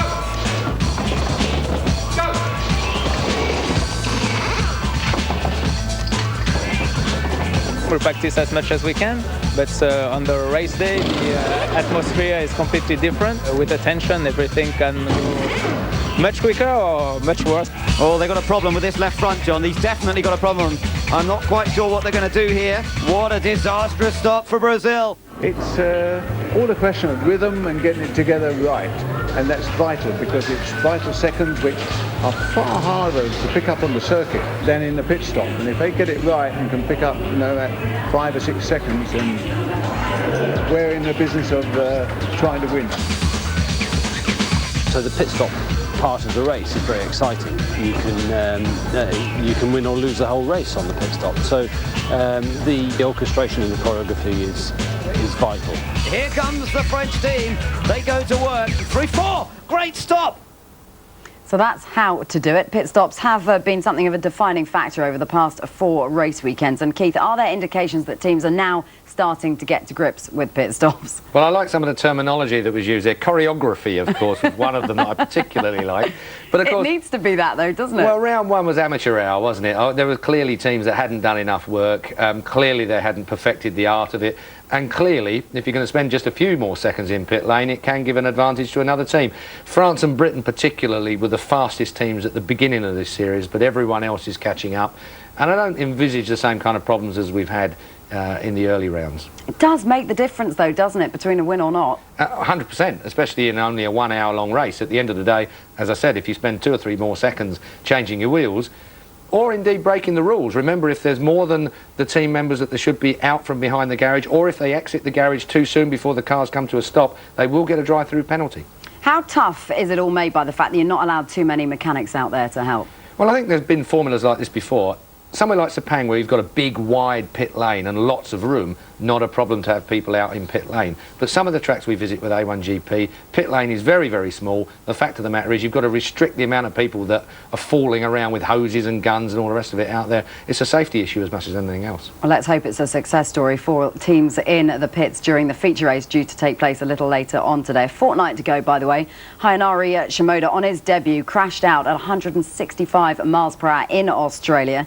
Let's take a closer look at the people responsible for taking him to safety, the medical response unit.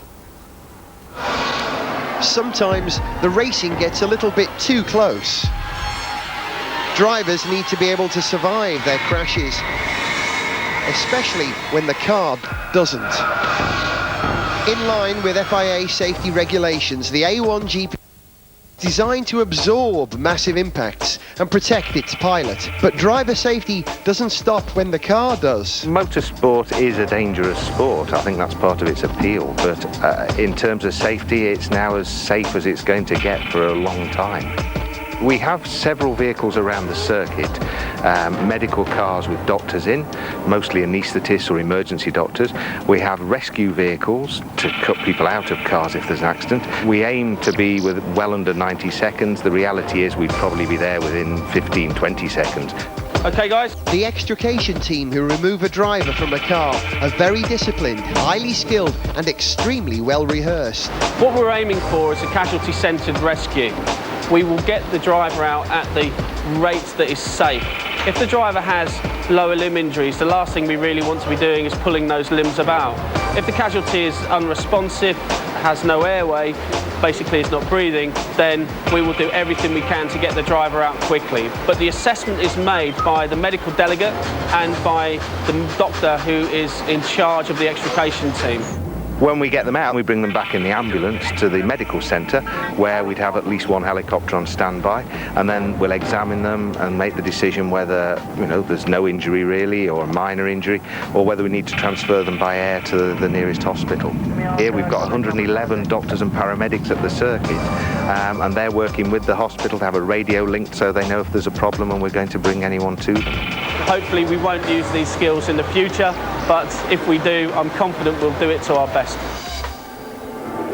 And certainly they've been doing a fantastic job, just not just this weekend, but of course over the whole series so far. Indeed it is, but also it's when you come to a Grade 1 circuit such as Malaysia that it's not just the racetrack, it's the entire facility which is at a higher level, and of course all this extrication from a car, it's all done with the interest of the driver in mind first and foremost. And looking back to Eastern Creek, for example, people might say, well, why did you not pull the driver out of the car quickly? And I think Steve and the medics there explain precisely why. It is about stabilising the driver, making sure that he's in a fit condition to be removed. And you may have noticed that the driver and the seat are removed as one, so that if there's any spinal injuries or neck injuries, that you would minimise any further damage to that part of the body. Well, we are close to Kuala Lumpur here, and originally the wealth of the area was built on tin mining. Indeed, pewter manufacture is still a key skill here in Malaysia, as some of the drivers discovered. Malaysia is proud of its long heritage in the field of making pewter. Royal Selangor is certainly the best known pewter brand in the world. So we sent the A1GP drivers along to find out more about this beautiful alloy.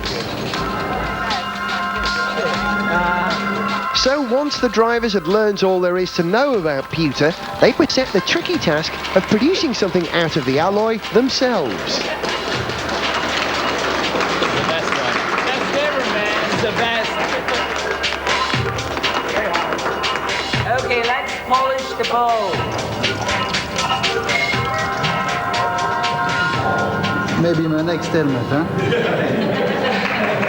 It was really interesting. I mean, I learned a lot of things there. It was quite nice, and doing some stuff at the end was really funny.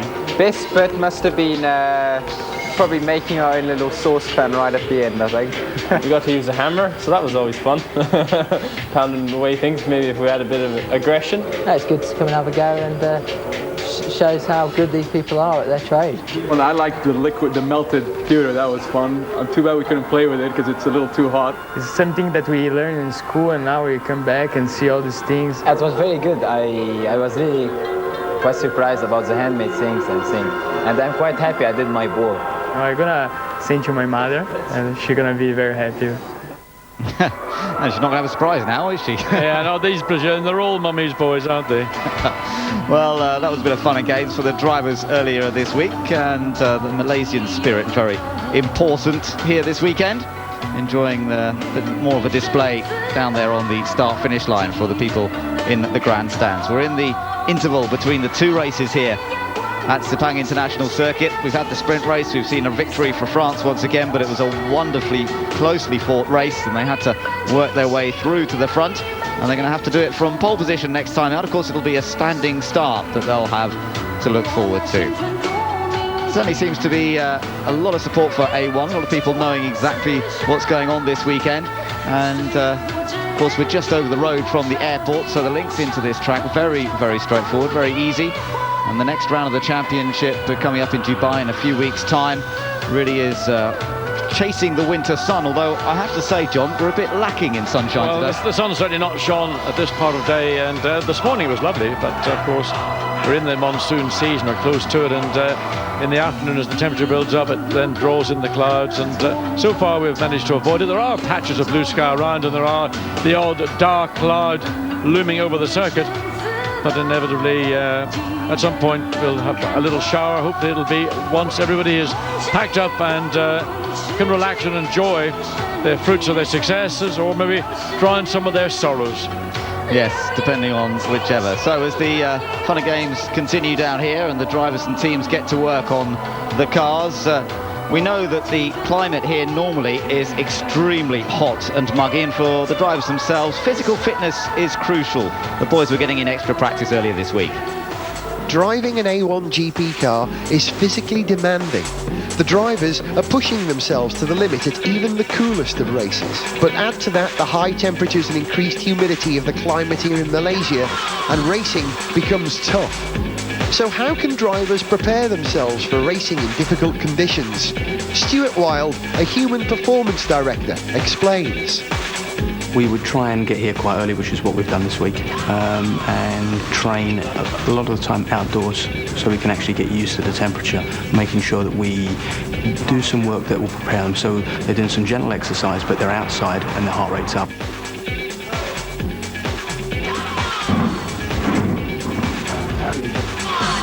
It's very important to be fit, because to keep your focus on the race, and you cannot just arrive and try to drive. So when I'm back home, I do about an hour a day in the gym, but then about 2 hours outside on the bike or running on the beach.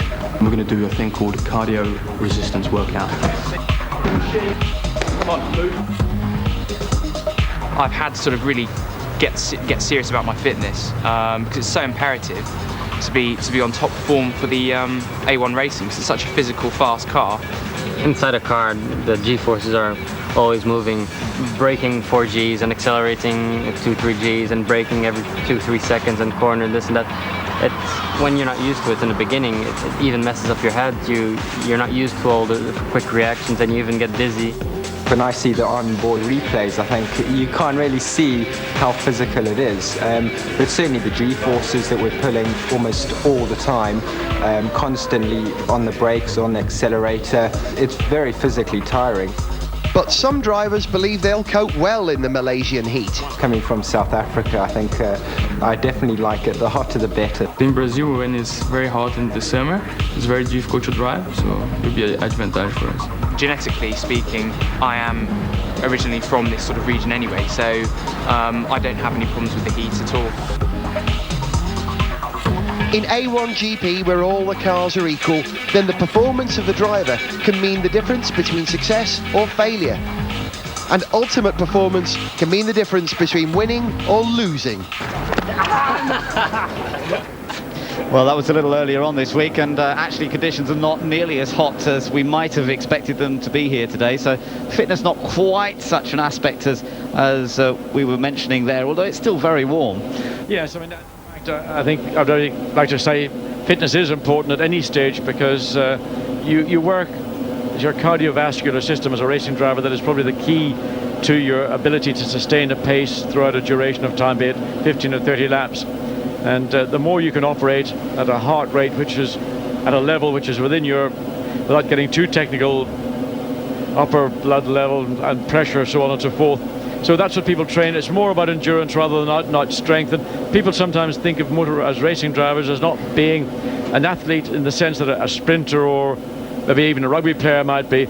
It is a different discipline. They're equal athletes within their forms. It's just that in a race you've got to concentrate as well as deal with the physical loads over a very long period. Right, well, let's get down to the pit lane now and hear from some of the drivers. First of all, from Jos Verstappen. Jos, you started 6th, you finished 5th, you've got a banana, other cars going out. Are you feeling the pressure?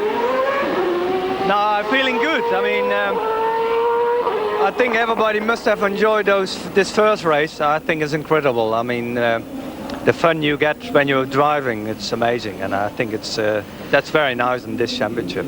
You always look hot when you get out of a race car. How are you going to cope with the feature race today? I mean, it's not so bad when you're actually driving. I mean, with the wind you get in your helmet, but as soon as you get out, you start sweating. I think a lot of people, they're already sweating when they sit watch the race. So, but it's obviously it is very hot here in Malaysia, but it's not a problem. Have you got the pace to take the cars in front of you in this next race? I mean, I think the pace was not too bad. I mean, considering all the, I could see the leading cars in front. So it's not bad. I mean, and with the pit stop we have to do, everything is possible. So we hope for a podium, of course. We'll look forward to seeing you there. Thank you. Jos Verstappen feeling good ahead of the feature race. One thing is for sure, driver fitness is really going to count in this feature race this afternoon, because they are the hottest conditions of an A1 race day so far. OK, the feature race not too far away now. It's coming up shortly.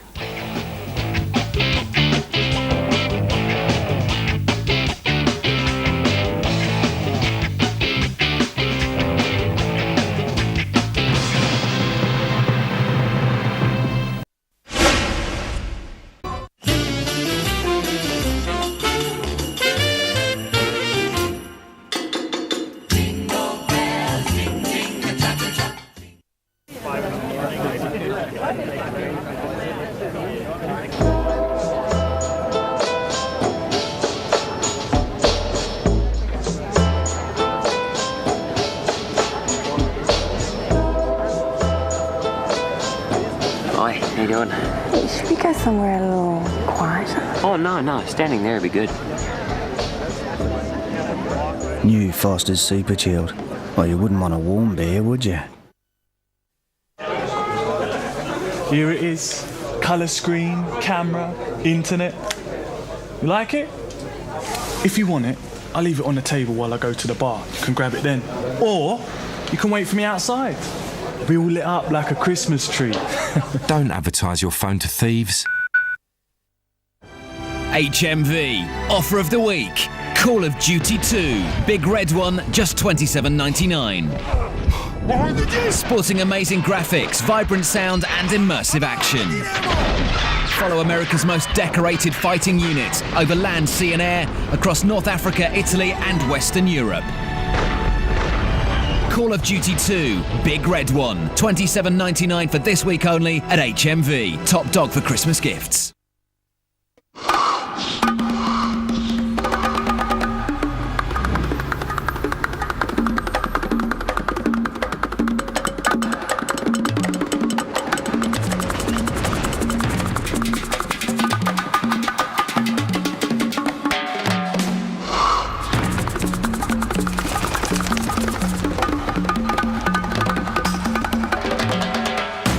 Custom fit technology. Turn it on, turn it off.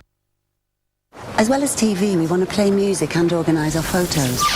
How about this great Scaleo Pix from Fujitsu Siemens Computers? What? It's a powerful home entertainment PC. Intel Pentium 4 processor 630 with HT technology.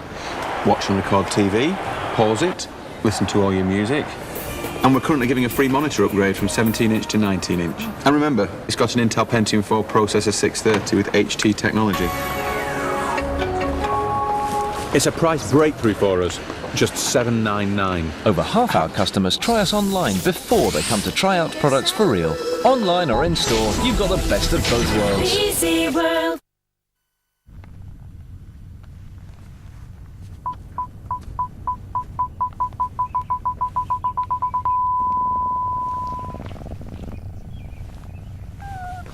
The BMW 1 Series, with parking sensors.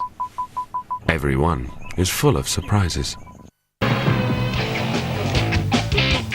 Welcome back. This is the scene at Sepang's International Circuit in Malaysia for A1 Grand Prix' fifth race weekend of the series. France continue their dominance despite Neil Yarni's best efforts. Not long to go now until the feature race gets underway. Teams putting the finishing touches in place. The grid as busy as ever at the moment. Let's take you down there to join our commentary team. This was the start of the race, and as they came into turn one, France was on the outside, Switzerland was the inside, and Ireland was getting caught in the middle there as well. As they all filed through the corner, there was a clout. Italy got hit. Not sure whether it was by... I think it was Indonesia that actually hit Italy. Yes, it looked at me Indonesia as part of Fighting Red bodywork, but this was a battle that took place. First of all, it was Robbie Kerr, Team GBR, to be attacked by France. Then France comes back, but they fought corner for corner. Inevitably, the situation was that GBR had to yield to Team France for second place. Puncture for Australia. It's been a bit of a disastrous weekend for them. They had a spin in qualifying, and then the loss of the mirror there for Malaysia. Switzerland versus France was then the battle that we focused on, because this was the race for the lead.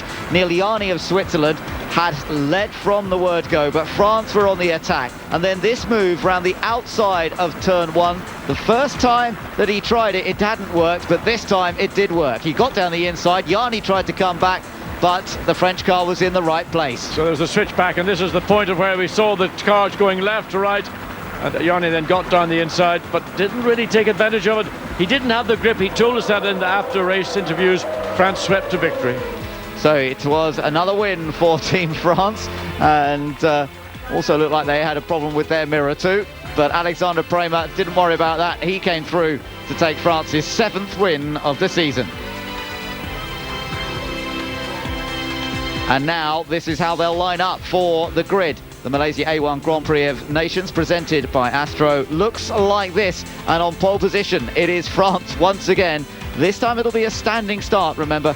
And it's Switzerland who'll be alongside, but staggered back, so there is the advantage for the poleman. Then it's Great Britain 3rd, Brazil 4th, the Netherlands 5th, and New Zealand in 6th. Ireland had a great battle with Malaysia in that first race. There's a different driver on board the Malaysian car now. Then it's Portugal and the United States. India looking for the first points. Germany, Pakistan and Japan not far outside the top 10. Then we've got Canada still desperately trying to make up ground ahead of Czech Republic, Italy, Austria and Mexico. Luis Diaz, he's had his first run now in A1 Grand Prix for real. 20th place for China. Then it's South Africa, Lebanon, Indonesia and Australia. So Australia having to do it all over again from the very back. That first race didn't last very long anyway with the damage to the car. So let's hope that Australia gets a better run in this 30-lap feature race.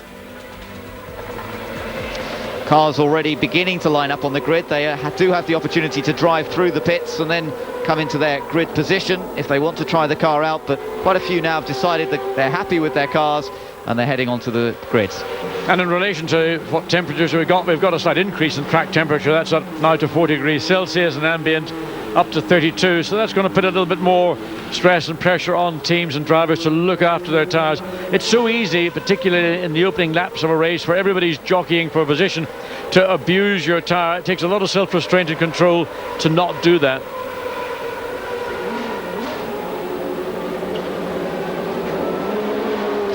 Malaysian car coming back out. Alex Young has done a reconnaissance lap or two and has come back in, maybe made some changes.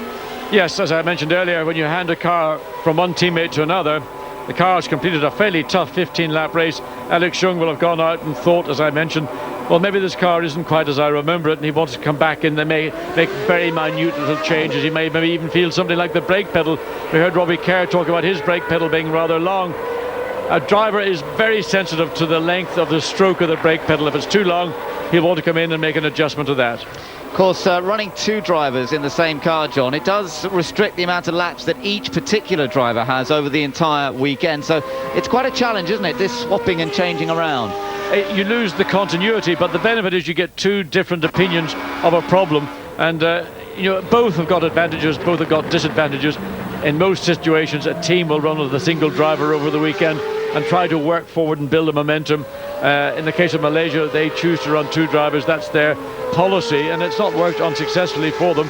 And Alex Young will certainly be looking to see if he can make an improvement on the 8th place. He's starting alongside Ireland, just behind them on the grid. He'll try to jump on them into turn 1.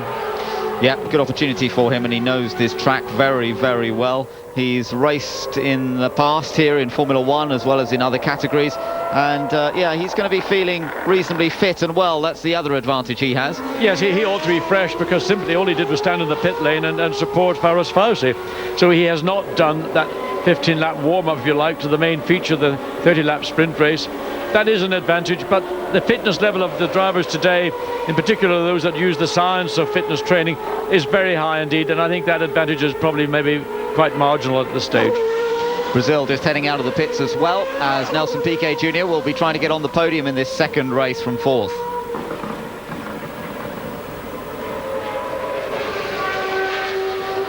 There's a joke shared between Nicolas Lapierre and Alexander Premat as we get prepared for the feature race here. Just look at the points once again. France with that useful advantage over Brazil. Switzerland in 3rd, but Great Britain in 4th, just 1 point ahead of New Zealand. The Netherlands now up to 6th place. They're on 32 points and now ahead of Portugal. Ireland are 8th now on 27 points, just ahead of Australia. Australia, of course, failing to score, and they're tied now with Malaysia on 10th. Then it's Canada and Mexico, and then further down the points order, the only other one really to gain was the USA. They gained 1 point in that last race, so that just nips them ahead of the Czech Republic and Germany, with whom they were tied coming into this event. Now, we're looking inside the South African pit here, and it looks as though there's got some problems. There is a problem somewhere, whether it's related to the dash. You can see the steering wheel's off, and engineers are diving in. They've got a large torch to try to illuminate the particular area. I'm not sure which specific parts of the car, but probably electronic ones at that, are located.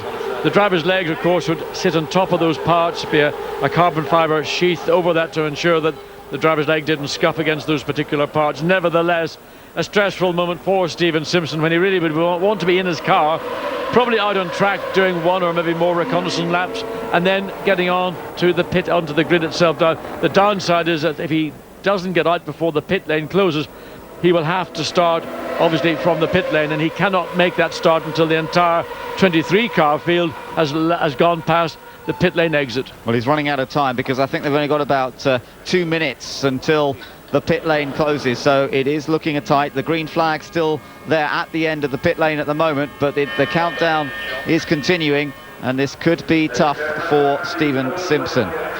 Well, Stephen finished in fact in 20th place, and the disadvantage is not going to be as great.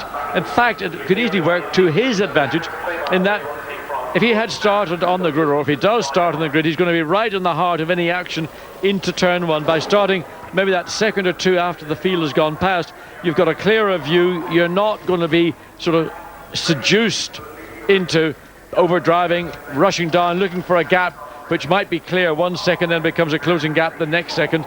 So it's not all disaster as it might appear right now for South Africa.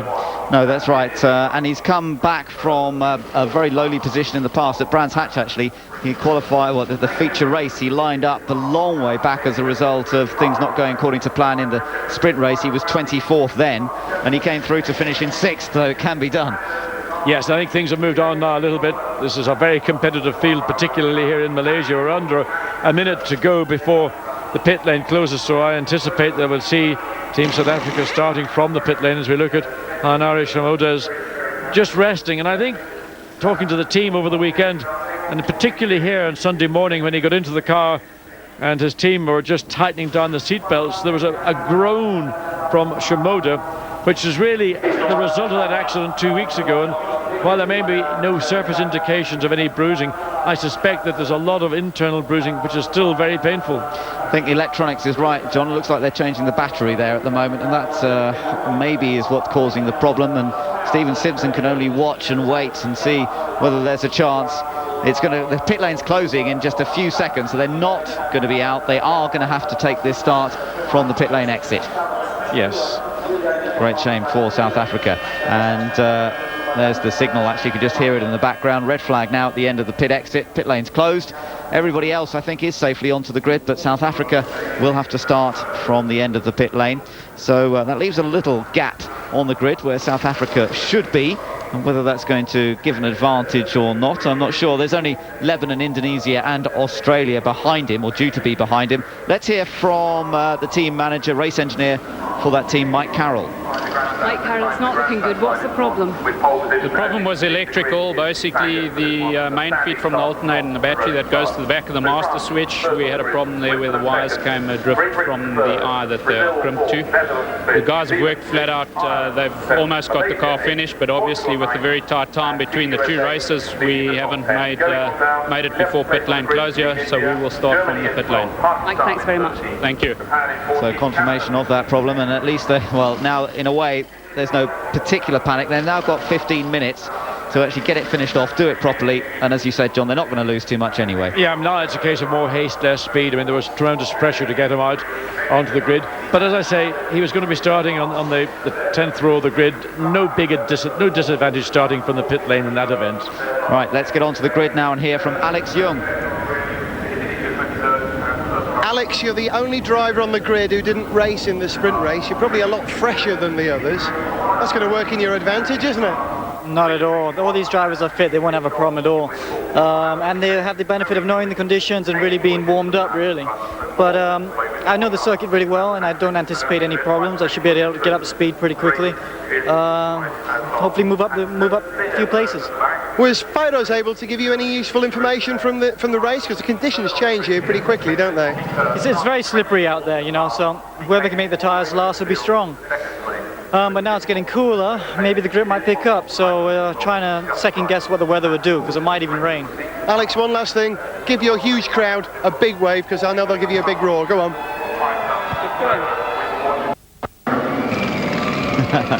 Well, they don't seem to be waving that much, but they are definitely supporting the Malaysian team well here this weekend. And Malaysia scoring points consistently in this A1 Grand Prix series. It is a tremendous opportunity for them, racing up against some of the top motorsport nations of history. The history of motorsport a little younger in Malaysia. This track, of course, only built at the end of the 90s, 1999. Yes, the first round of that World Championship did occur in 99. That was a countryman of mine who won the race under somewhat unusual circumstances, because his teammate Michael Schumacher backed off and let Eddie Irvine take that victory. Of course, that was done to assist Eddie's quest to win the World Championship in 1999, which he just failed to do in Japan 2 weekends later.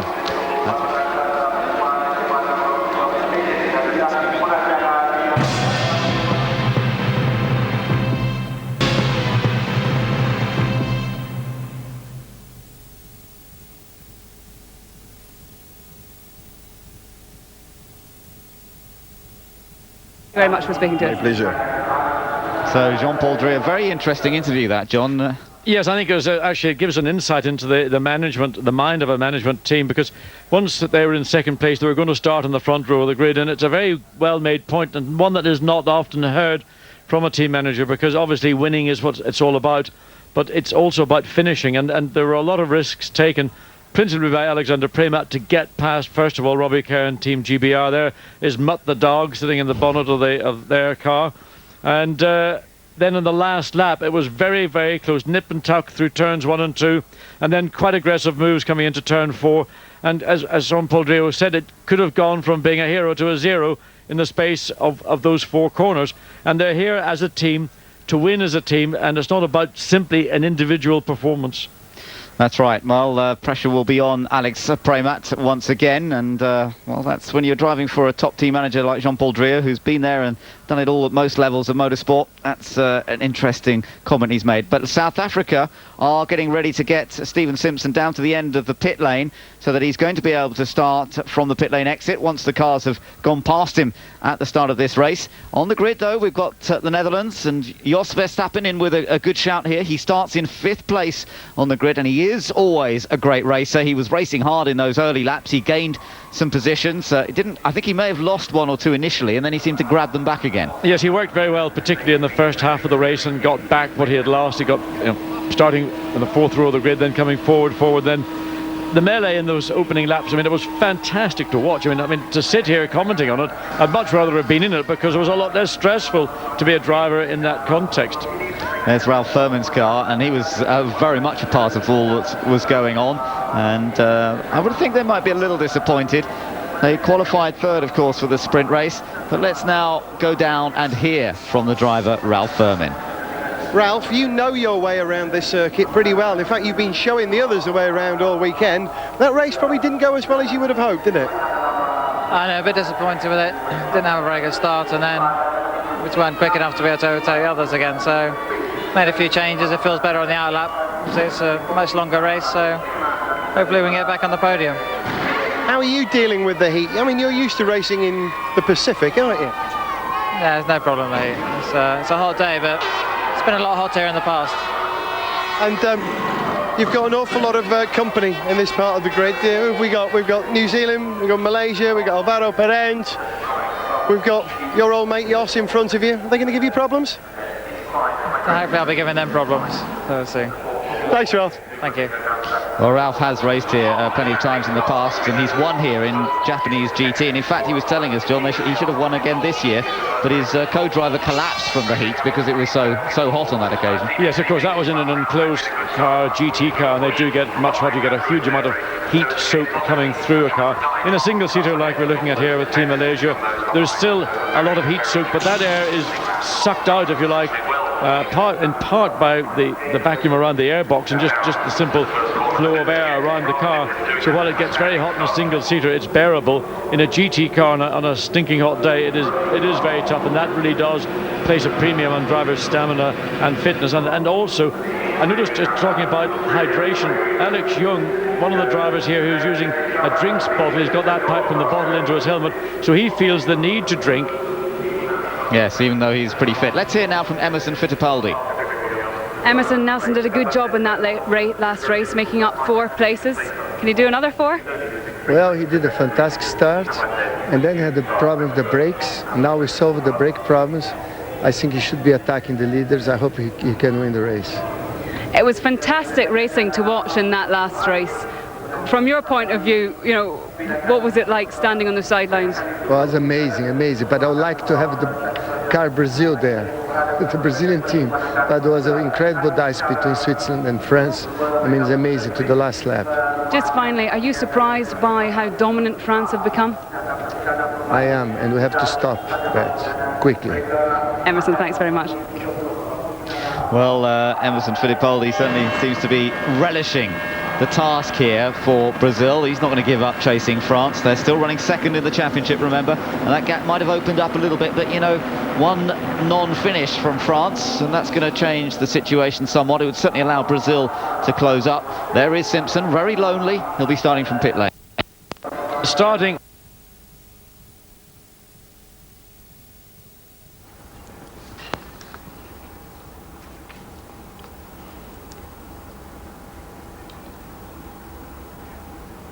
Apologies for the loss of pictures and the loss of sound. Let's return you back to the Sepang International Circuit and indeed to Malaysia's A1 Grand Prix.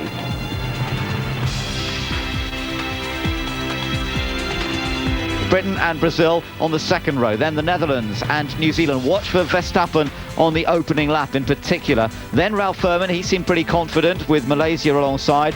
Portugal and the United States, Brian Herter trying to move further up the order. Then India and Germany trying to squeeze into the points if possible.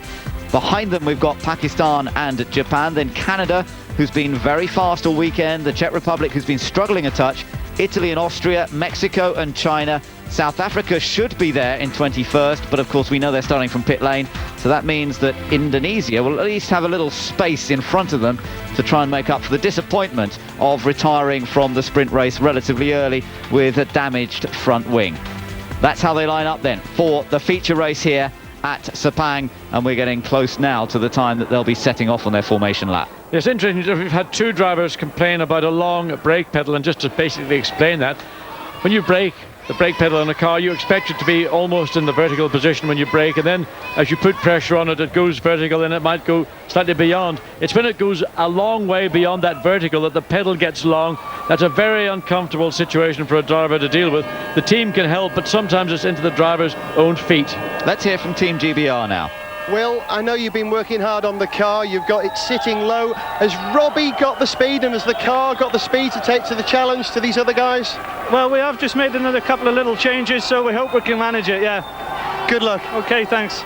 Well, the team's working hard to try and get these cars ready and fettled. There's Brian Herter driving for Team USA. He was in the points in the sprint race. Can he do likewise in the feature? And certainly a man experienced with the longer distance races and dealing with tyres that are perhaps going off as the demands of the track have their effect. So he might well use that experience. But you've got the oldest driver in the field, Brian Herter. Up behind him is the youngest driver. Brian Herter's 35. Armin Abraham here is 16. That's the difference between drivers that we've got on this A1 Grand Prix grid. And when you take into account the countries they're driving for, America and India as well, all part of the fun and games that is A1 Grand Prix. Well, it's great to see youngsters of 16, particularly from, again, an emerging motorsport nation like India. We're seeing China coming forward. We've got Indonesia and Malaysia, of course, as opposed to the more traditional nations such as Germany, Italy, France, Great Britain, and then never forget Holland, of course, the Netherlands, Jos Verstappen. Probably more support for that individual team than everybody else on the grid together. So there's the overhead view as the grid begins to clear and the teams make their way back behind the pit wall, and it's going to be up to the drivers. Let's hear from the Sheikh. Apa khabar Malaysia? Thank you all for coming. Here we are racing on Sepang F1 race circuit. It's one of the best race circuits we've raced at. I would like to thank everybody involved, from the circuit to the people who made this happen, and say thank you very much, and we'll see you for sure next year, and I hope you enjoy the show.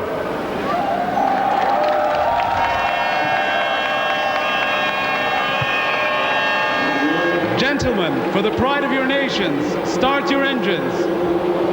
So the engines begin to fire up, and Alexander Premat, thumbs up from him. Can he make it 2 out of 2? Yet to see the driver who won the sprint race be beaten in the feature race, but this is going to be a tight contest. And just remember, that first corner, we saw 1 or 2 little incidents. We also saw the overtaking manoeuvre of the race taking place at turn 1 late on in the sprint race, and now we're going to see what happens in the feature. Well, inevitably turn 1 and any racetrack is always a problem area. Here the turn 1 is quite a long way away from the standing start, so cars will be reaching about 130 miles an hour before they get on the brakes.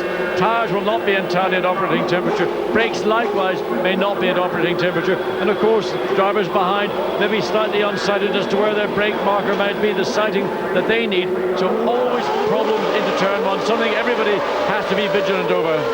So away we go on the formation lap. Let's hope they all get away cleanly. Remember, there have been 1 or 2 issues getting off the line, and we've got them again there for somebody. Just taking, oh, it's Austria. No, sorry, it's Japan. It's Japan that's left on the grid. That's happened as well last time. Yes, in Japan, in fact, in the second race, the feature race, the race that led to Mayanari Shinoda having that massive shunt. Now, hopefully this is not going to be a repeat of that. This car, brand new car, built up since Australia enabled Japan to be here in Malaysia. As we see the field thread its way around the circuit now. Shimoda is up and running, but he'll have to join at the tail of the field. Yeah, he'll have to, everyone's past him, so that means that he does have to start at the back now. So we've got Japan starting at the back, but he is allowed to start at the back of the pack, and we've got Simpson starting from pit lane. Yeah, so Simpson and South Africa will have to wait until Shimoda passes the pit lane exit before South Africa can join this race. What will be key, I think, in this race is when teams choose to make that mandatory pit stop. We've seen so often in the past where there's been a safety car incident, everybody diving in. So far, we've not seen anything anywhere approaching a safety car incident. Again, hopefully we won't see that. We'll see a race which will ultimately be about the driver's skill and the team's strategy, rather than one that's maybe being, let's say, influenced by safety car intrusions. The final runners heading around on this warm-up lap, this formation lap. You can see Austria there in the background, Mexico as well. Luis Diaz, the 27-year-old who's taken over the driving duties from Salvador Duran, who raced for Mexico last time out in Australia. And Luis Diaz just loving the opportunity to get behind the wheel of a powerful single-seater again, although it's been a few years for him. He raced in Indy Lights and in the Atlantic Championship in the United States, but he's been racing sports cars more recently, or the Grand Am Series, and was runner-up in that. So we've got drivers coming from all different disciplines. We had a quick glimpse there once again at our pole man Alexander Premat, and look at New Zealand getting up to some tyre temperature. It was interesting with Premat, he was driving around with the visor, the bottom of the visor slightly open, maximising the amount of, well, so-called fresh air, warm, preheated air, but trying just to get as much into the cockpit, but into the helmet as possible. That will then be snapped down as he comes onto the grid itself. He will not be racing with it as open as we saw there in that brief shot. Team Ireland there in the green car, the yellow helmet, the distinctive yellow helmet of Ralph Furman. Malaysia, Portugal, the United States, all of these drivers that made it into the top 10 in the first race, hoping to do likewise. But when will they make their pit stops? That'll be a crucial factor, and I don't think anyone will try and prejudge when to make a pit stop. It'll all depend on how the opening laps go and see what amount of traffic they're in, and then try and judge the right moment. You just look at the cars, how much they're moving around. That's to try and get heat into the tyre, not just simply the surface of the tyre, but into the actual carcass of the tyre. Now contrast that to Stephen Simpson in Team South Africa, sitting in the pit lane. He's not had the benefit of doing that. So when he does go on track on his first flying lap of this 30-lap race, he's got to be a little bit more prudent than those 23 other cars who will have just taken the start. That's right, but at least he might be able to stay out of trouble at the first corner. He can see what happens and then pick his way through in case there are bits of debris up there. Now, coming around, they're going onto the grid this time, remember, so they don't need to be in such a tight formation as when we saw them heading around to take the start of the rolling lap for the sprint race. They're doing a little bit of practice starts, laying some rubber down. Look at the French car, real big black stripes he lays down as he heads up to his pole position. Yeah, that was a fairly aggressive move by Alexander Premat to get heat into the rear tyres. Got the car absolutely sideways. You can see the tyre mark still on the grid as team boss Jean-Paul Driot. I wonder if he was impressed with that, as certainly probably all our viewers thought. Well, they love all that, because that's what motorsport's about. It's about excitement and about adrenaline. And it's about noise, as you say, and yeah, about the build-up of adrenaline to the start of the race, and that's what we're about to witness here. The last few cars are moving into position. We've got a lot of people supporting Malaysia, jumping around in front of our commentary box. They want to see Alex Young create something special here today. Also, the Brazilian fans are here. Can Nelson Piquet Jr. do something from fourth position? We're all set to go. Team Switzerland hoping for the win. The feature race is about to get underway here in Malaysia. The lights go out and Switzerland trying to get away. France trying to cut Switzerland off, squeezing across very quickly. Great Britain getting away in Brazil first. stranded on the grid. Brazil stuck on the grid again. And Ireland diving up in between the fifth and sixth to take fourth place. Look at Great Britain trying to go around the outside. Great Britain trying to take second. I think he might have done it. Great Britain squeezes into second place. France lead, and now it's the bunching that goes off in the middle part of the track. Brazil's just got going. India's on the grass and body work as well. Contact somewhere on the exit of turn 3, and also Netherlands. Jos Verstappen is pushed off the circuit. Oh, look at Great Britain take the lead. Great Britain snatched the lead there from Team France as everybody else jostles for position, but he ran too wide, and Great Britain has been repassed by France. Well, this is the replay of what we saw on lap 1 again. Pressure coming from behind. This time it's Switzerland pressuring Team GBR. Blocks as they go down into turns 7 and 8.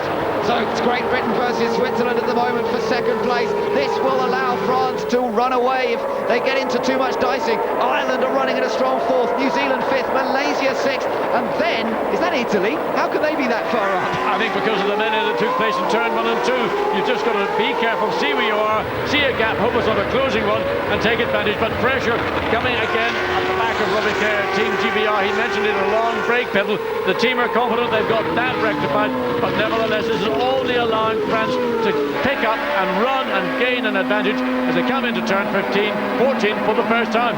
Remember, they've got power boosts to use as well. They start the feature race with 8 applications of the power boost available. Great Britain's already used one, so has Team Ireland, but Switzerland and France are yet to use their power boost buttons. Down towards turn 15 for the first time. Look at the little dice that's going on in the background. Team USA trying to make a move there, couldn't quite do it. And that was Adam Khan was trying to get past Team Pakistan. Yeah, it was Pakistan defending from USA there, and as they come out of the corner, Pakistan's done well. They're up into the points in this feature race. Let's see what happens across the line. France, Great Britain, Switzerland, again in the background, it's tight. Pakistan in 8th place, USA currently 9th, but Brian Herter's going on the attack. He's trying to go around the outside. Oh, has he got in too quickly? Can he get it turned in for the second part? USA down the inside of Pakistan, and Herter takes 8th place. Well, Herter worked very hard, and he took a lot of chances to get past Team Pakistan. Adam Khan was defending that position to the limit of what he's permitted to do. Team China off on the gravel, and that's contact with Portugal. Yeah, it looks like they've made contact, and the steering wheel gets thrown out. Well, the Chinese driver's learning all the tricks of the trade in motorsport. He looks very frustrated. Team France leads from Great Britain and Switzerland. By just over half a second, but he's not getting away from Team GBR. Now, whether that's just a policy, he doesn't have to romp away. There's no need to do that. He just has to have control, because he knows that Team GBR is watching their mirrors more than they're looking ahead. Canada's up to 10th place. Canada's had a great start. They were 15th on the grid, but they're up to 10th. There's Australia. They've also made some good ground. 16th place for Australia, and they were right at the very back. Now, Pakistan is coming under attack here from Canada. That's the next one that the Canadian car's trying to pass. But watch Adam Khan. He takes some unusual lines into corners. He tries to get the car as straight as possible so as he can maximise the grip and the bite coming off the corner. He doesn't want to have the rear tyres sliding around. He wants a clean exit. Now we're on board the Mexican car. Luis Diaz tucked in behind the Australian car, and it's tight as they come through the chicane, but I don't think he's close enough to... Oh, he takes a different line out wide there. Behind is Indonesia, also trying to get involved in this one.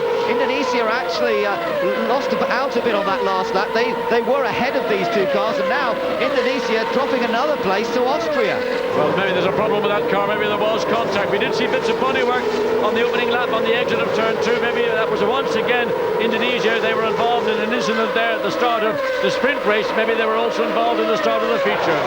So it's action everywhere we look. Team India have lost out a bit on this opening couple of laps. They're running down in 14th position. They started 11th, remember, so they'll be disappointed about that. Will Davison for Australia in the bright yellow car doing his best to fend off at the moment Team Mexico. Let's look at the start again. So look on the left, a great start from Switzerland and from France, but look how much France pushes Switzerland across.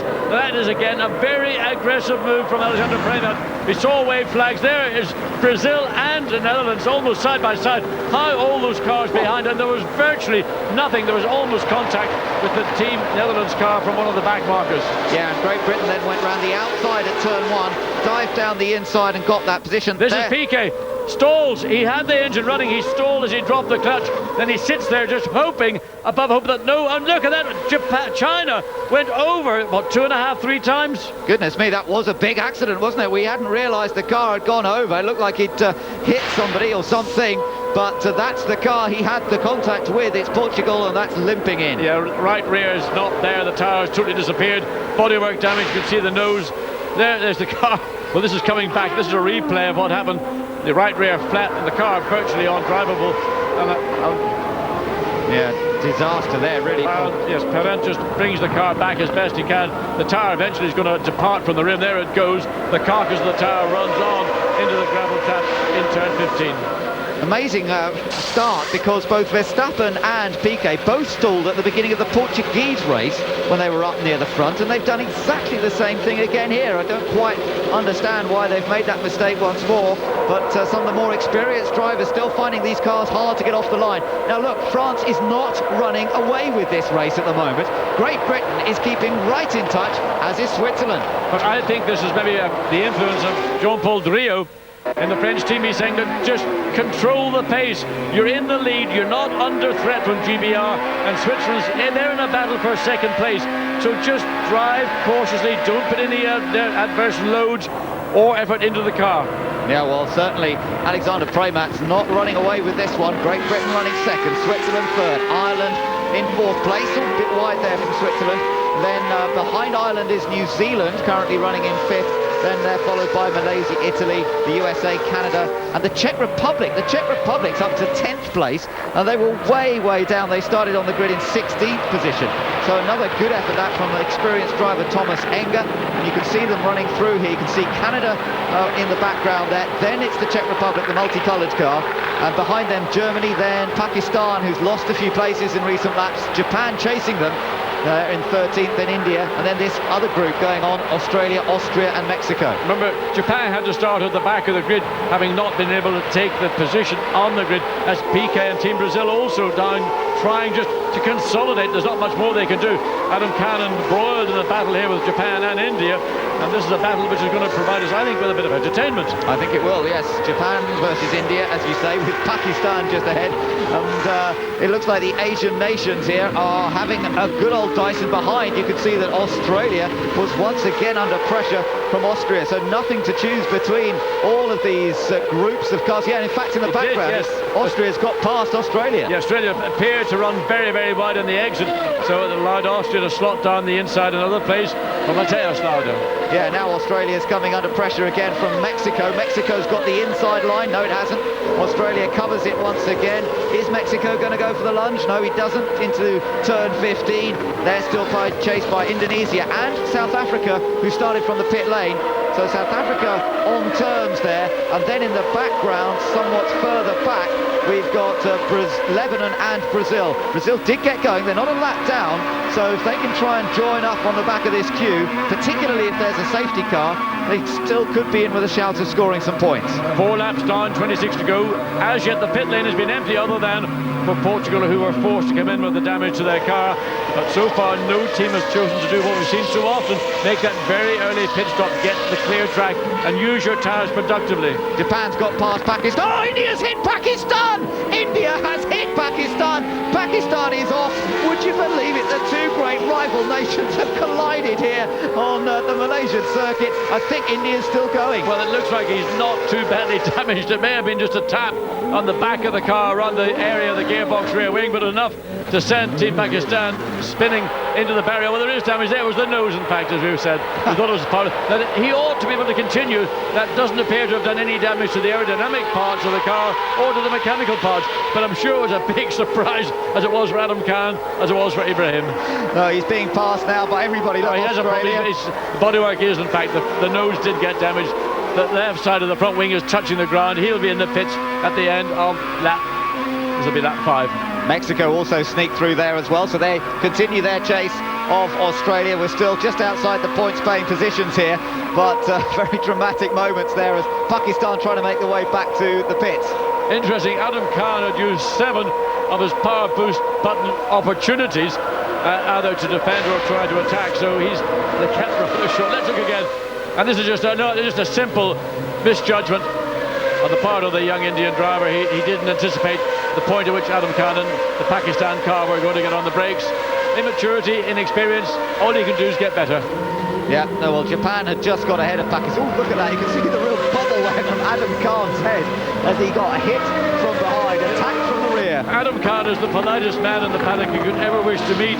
And I just wonder what he thought when he felt that nudge from behind and then found himself being thrown sideways into the barrier. So, Australia versus Mexico, that's still going on now. This has become a race for 14th as a result of the problems between Pakistan and India, and surely he's going to touch the back of the Australian car. He can't get much closer than that, otherwise the front wing of his car will be buried under the gearbox of the Australian India's team. in the pit lane there. We see him now, the team prepared to receive him. There'll be a tyre change, obviously, and there will be a nose and front wing change, obviously, but whether they can do that and get the car jacked up, because the jack actually uses the nose and wing to cause the vehicle to be lifted up. Yep, so that's costing them some time. The pit time, stop time there, counting away in the bottom right-hand corner.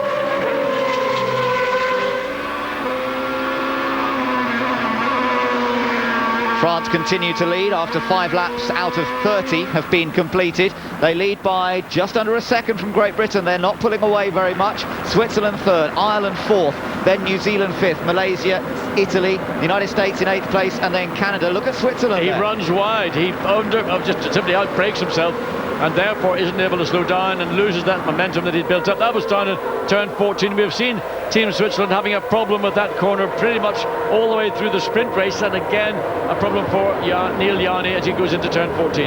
Team Ireland still in 4th, then 5th is the black car of New Zealand. Malaysia follow, then it's Italy having a good run, the United States and Canada, but Canada right with the United States now. I think you will see Team USA under a lot of pressure from Team Canada, because Sean McIntosh, who was very, very disadvantaged during qualifying, is now gradually going car by car, place by place, up the field. There is Luis Diaz driving for Mexico, still running in 15th place, putting the pressure on Will Davison in the Australian car. These guys not in the points yet, but if they get a good pit stop later on, maybe they'll have an opportunity to squeeze up into the top 10. It all depends what happens ahead of them. They're heading into turn number 1, 165 miles an hour, then onto the brakes hard and down to about 45, 50 miles an hour through turn 1. India already heading out, well, I say already, it's a long stop obviously because they had to change that nose cone, heading back onto the circuit, and he's the first one to make his pit stop, but it was a lot longer pit stop than they had planned. Well, he's certainly going to have a chance to run on his own, on new tyres. 24 laps to go. It's still a long, long way. A lot can take place. Ireland are running on its own in 4th place. There's some 2.5 seconds behind Team Switzerland. And then, of course, the pressure from New Zealand, not quite so great, a further 1.9 seconds behind. Germany just outside the points. Pakistan didn't make it back to the pits. So the crew is packing up the gear, getting rid of the safety equipment. Race over for Pakistan, and all as a result of contact with India.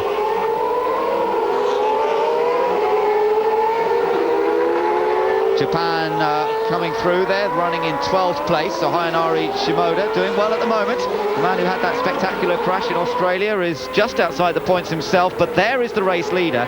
The gap has opened up just a fraction on this last lap. Alexander Premat from Great Britain, and that's Robbie Kerr. Look at the power boosts that have been used so far.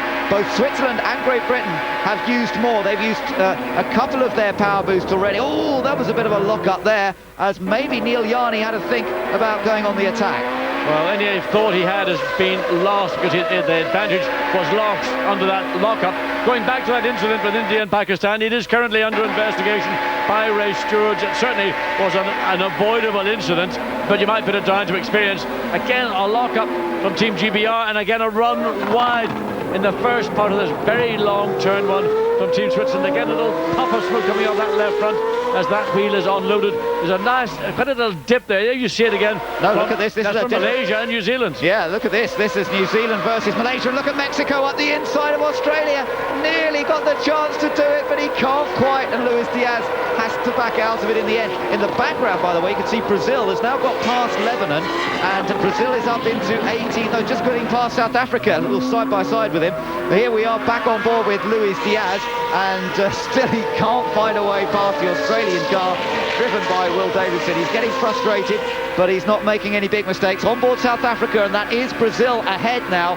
So Piquet has just managed to nip past the South African car, and Nelson Piquet, who stalled at the start, is trying to reclaim that lost ground. And he'll be looking for it just to get in the points, even if it's only 1 point, just to keep their championship position as alive as possible. South Africa, of course, in a different situation. They haven't quite got the pace in the car that we know that Brazil has got.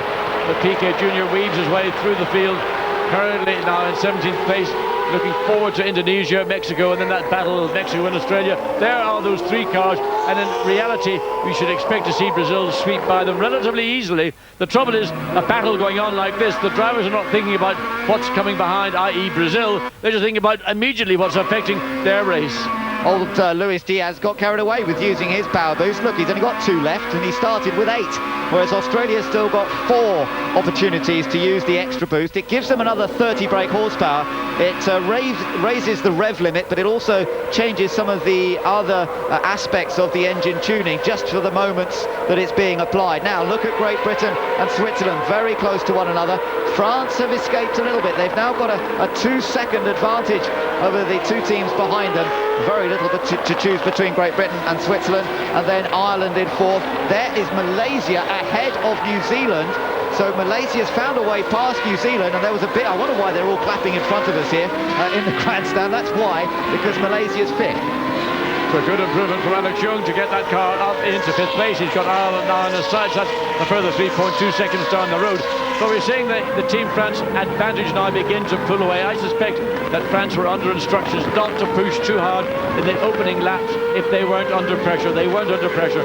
Just give the tyres an easy time when you've got a big fuel load on board to ensure that the tyre performance will remain consistent for the entire race up to your pit stop. We saw a car go out earlier on. That was the Chinese car. Driver is back in the pits. Let's hear from him. Tengi, I'm glad to see that you're okay. What happened? Just in the first corner, I think in that corner I overtake Lebanon and also a Portuguese car. I was brake quite later and just go a little bit large, but I tried to go back. After I don't know what's happened. I think a Portuguese car was some problem. He's doing the drive. I don't know why he's inside of my line, and just maybe the rear tire catch his front tire, then the cars go wrong. So not your fault then? I think not my fault. Tengi, thank you. Thank you. So that was a dramatic incident, big rollover for Tengi Jan. The speeds at that corner not as high as at some other corners, of course. Let's just see how France are pulling away from Great Britain. Switzerland taking a tighter line, not really an overtaking attempt, but certainly a tighter line into the corner. It's really trying to distract the driver, get Robbie Kerr's head to look in the mirrors one way, then the other way. If you can get a driver looking rearwards more than he looks forwards, you then got him in your sights and you can put the pressure on, just apply it more and more and more until the guy just simply squeals. Now there's an opportunity, but he wasn't sufficiently up alongside Team GBR to make it stick. It's a very deep approach into the corner that Robbie Kerr makes up there in the British car, and Switzerland keeps thinking it's got a chance to knit through, but in fact doesn't have that opportunity opened up to them. Behind there's a decent gap back to Ireland, so at least Switzerland doesn't have to worry too much about coming under threat from Team Ireland. Ireland running 4th, Malaysia now running in 5th place, so that swapping of drivers between Firas Fauzi and Alex Young seems to be working well for Malaysia. Up to 5th place, New Zealand 6th, Italy 7th, USA still just fending off Canada 8th and 9th, and then the Czech Republic in 10th. But Neil Yarni in the silver Swiss car definitely keeping the pressure on Great Britain. Here we are looking back, there's Alex Young, he's eased away from New Zealand, then it's Italy chased by the USA, Canada and the Czech Republic. Those 4 cars very, very close to one another. That's Brian Herter in the Team USA entry, and he's now trying to put some pressure on Enrico Tocacello. And also Sean McIntosh and Team Canada. With these 4 cars running at identical pace, it's very difficult to do very much about it. You're dependent very much on the car ahead of you making a mistake to give you the opportunity to get past. The pace being dictated by Team Italy, and 3 other cars are basically running at that lap time. Interesting that we haven't seen pit stops as yet, except for those people that have had problems. Often we've seen pit stops being made very early in the feature race. It's not happening today. I think the reason why is most people in the feature race started with a brand new set of tyres, or certainly a set of tyres that was virtually other than just simply cured. Now there we see some of the tyres that are being prepared for pit. There's Austria, I think. Team USA likewise, those tyres will have been run. They may have done a simple 1 or 2 lap as India. Car is being pushed to safety. That's on the, I can't quite see which corner that is. Look at the Netherlands, Jos Verstappen. Now, there's been a wave yellow flag there, and Jos Verstappen came round absolutely flat out. That was on the exit of turn 8. Look at Switzerland, they almost got alongside Great Britain there for a moment. As we were watching that incident, the marshals going in both directions, and Jos Verstappen not quite sure where to go, but Robbie Kerr just still able to keep Switzerland behind him, but it looked very close again as they went through turns 1 and 2. Into the pits then comes Italy. Now they're one of the front runners. They were running in 7th place, so Italy into the pits. And also we're seeing Indonesia come into the pits as well, so this is a pit stop for a tyre change. So Italy gets it done. The top, the time. Oh, yes, he's running. Good stop. So yeah. The time on the screen will be from the point he enters to the point he leaves. So it's a long pit lane here. It takes a long time to get to your garage. It takes an even longer time, it seems, to get to the exit. Let's look again at Portugal going way again off track, dirt tracking, throws muck. Now that's going to be a problem for the cars that are following, because the track on the racing line is covered in gravel. Yeah, I wonder if that was the area that India ended up spinning. I'm not quite sure. It was difficult to identify that particular point. Well, the first pit stops being made then, Italy and Indonesia choosing this moment. It'll be very interesting to see how that works for Italy in particular, because they were in this top group and they're playing their strategy quite carefully here. Out onto the circuit comes Indonesia. 20 laps remain in this feature race. It's France in control by 2.3 seconds over this battle. We're on board Switzerland. It's Great Britain immediately ahead. Neil Yanni picks up the slipstream. Team Switzerland trying to get under the rear wing, pull out and pass. He's going to have to go the long way around. Can he get in front? Well, both drivers on the limit, locking up brakes, but Yanni and Switzerland have got a marginal advantage on the exit of the corner. Can he use it? Has he got anything left? Can he get alongside GBR? It's going to be a battle. Watch the car in front. Will it move around to block, or has he got the line that he can hold it? Switzerland pulls out to the left, but he's not far enough, or is he? He is. He's just driven by, but in doing so, he's opened the door again for GBR to come through on the inside. It's side by side into turn 2. Switzerland on the inside. Great Britain trying to go around the outside. It's still side by side through turn 3. And now Great Britain's got the inside line for the next corner. But there's nothing to choose between them. Up the hill into turn number 4. They go down to second gear for this one. Another chance to outbrake. Switzerland still trying to go around the outside. They can't quite do it. And after a third of the lap, Robbie Kurt's held on to second. What a fantastic bit of driving between these two drivers. They've been side by side in turns 1 and 2. They went side by side into turn 4, battling through turns 5. But now the gravel on the track, that's where it was all kicked up. Be very careful, boys, because that could send you shooting off the track. Of course, all this is allowing France to get away a little bit, and it's also maybe allowing Ireland to catch up a touch. So we'll have to watch out for that. Ralph Furman will be watching what's going on ahead of him and thinking, this could be my chance. Now, be careful, Robbie. That's where he locked up earlier in the sprint race and allowed a chink for Alexander. Around the outside, the same as France did, but they're side by side. He's just cut across the nose of Team GBR. He's taken that second place, but GBR is still in the fight. Well, remember, Robbie said he had brake problems in the first race. I wonder if he's got a repeat of the brake problems. It was the same area where he just seemed to outbrake himself, and he's now dropped down to third. Switzerland have moved into second position. Third place, it is now Great Britain. Fourth place for Ireland, and Ireland have definitely closed up a little bit over the last lap. News from the stewards from India have been excluded from the remaining part of this race. 19 laps to go, and that is because it was an avoidable incident. So young Ibrahim, 16 years of age, has been taught a lesson, slapped on the legs, sent to bed without any tea, and no TV in the bedroom either. Well, here we are looking again, John, at this move. There was the slight lock up there, and again, as he turned into the corner, that's really what messed it up for Great Britain, and Switzerland took advantage immediately. Well, the momentum was always with Switzerland. They have the quicker car. We know that Team GBR had a problem with the brakes. I don't think that was necessarily that. I think it was just the consequence of relentless pressure from Neil Yanni. Well, there's a lock-up, in fact. That could have been a long pedal. The inside wheel locked up, loses momentum off the corner, has to wait to get the car straightened up. Neil Yanni in Switzerland saw that, got on the throttle, went the long way around, still slightly wider than the apex than they needed to be, but in doing so they got the position conclusively now in second place, but some 3.4 seconds behind race leaders Team France. So a little bit of delight down there. Brazil still gaining some ground. Brazil's actually up to 13th place now and trying to get past Austria for 12th position. Just seen the Czech Republic come into the pits. Actually, he's still, he's just ahead of Mexico still. Brazil in 13th place. He's got a bit of ground to gain now to close up to Austria. Austria's quite a long way down the road. South Africa there running in 15th place.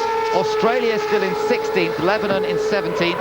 And then Italy, who's made their pit stop, down in 18th position. So we are beginning to see 1 or 2 more pit stops, and I've also just seen coming into the pits the man who's been black flagged from this race, the Indian driver Arman Ibrahim. So there is the car coming into the pits. In fact, we're just again getting word to us from the stewards it wasn't for the incident that occurred when he bumped into the back of Team Pakistan. It was in fact that he was push started on the circuit, and that's the reason why he's been black flagged and his race is over. So maybe not as severe a lesson for him a driving perspective, but it's one of those things the driver's got to do. I think Team Ireland, by the way, just dived in the pit lane. They were running in 4th place. They benefited out of that battle with Switzerland and Team GBR to enable them to close within a second. So Team Ireland now in the pit lane. There's the sign from the Irish team. Brakes on. Ralph Fairman brings the car in 60 kilometres per hour, a little over 40 miles an hour, interminably slow. Canada also in, so that's a crucial stop too, because they were in that battle with the United States. Interesting tactics going on down here in the pit lane now. Different pit stop strategies. New tyres going on for Ireland. That'll give them an advantage when they go back out, particularly if they can find a section of track where it's clear. The mechanics running out to attend to the cars remaining. Remember, only one mechanic allowed per wheel. There's a problem, right side, front and rear, a problem for Ireland. Oh, disappointment for Ireland. Not again, wheel nut. They can't get the wheel nut. They've got to put a new one on. This is all over Red Rover for Ireland. Once again, wheel nuts causing a problem for teams in these pit stops. Canada stay ahead of Germany. They came in virtually together, Canada and Germany, and they've maintained that advantage. Now, finally, Ireland are on their way, but they will have dropped down to probably just outside the top 10 once everybody's made their stops. So it hasn't gone right at all for them. And Germany rejoining just in front of the Netherlands, so that will bring them back out in 17th. So we see Team Ireland come out on a weekend on which they felt extremely confident, probably their most confident of the 5 events that we've been to so far. A circuit that Ralph Fairman knows particularly well. He had seen the benefit that Switzerland and Britain allowed him to gain. They timed their pit stop, I think, very well indeed. But all went wrong on the right-hand side of the car. Well, it can happen for anybody, and they've still got the front runners to make their pit stops, so there'll be some nerves down there in pit lane, witnessing more problems for teams. The leader, France, Switzerland second. There's Great Britain turning in 3rd place. Malaysia now 4th as a result of Ireland making their pit stop. Chris Gaughan on the right there, the British race engineer for Team France. And seeing that their car is leading at the moment, and another car in the pits, I think that was New Zealand, was it, coming into the pits behind Malaysia. So New Zealand now also choosing this moment, to come into the pit lane. United States also in, I can see, looking across from our position. There we are. It's both Matt Halliday for New Zealand and Brian Herter for the United States into the pit. So this is a battle for position, and that battle will be as strong in the pit lane, because as you've seen with Ireland, things can go very badly wrong. And it's a question here, when you're under pressure, New Zealand are earlier in the pit lane, so they can see what's happening ahead of them, whereas Team USA really have just to focus on what they're doing. There is the Team USA, literally one pit box or 2 pit boxes done. Good job from New Zealand, but the left rear on this car, yes, it's done. Can he get out? Watch the tyre on the left-hand side. So again, New Zealand get out ahead of their rivals, Team USA, who are struggling on their left side. But I think it's that left rear. Yeah, it looks like a major problem. Not a major problem, just the mechanic puts his head in his hands. It was a slower stop for Team USA. Not as disastrous as some of them, but nonetheless not brilliant. 46.2 for New Zealand from start of pit lane to finish, and 53.8 for USA. They lost a great deal of time there.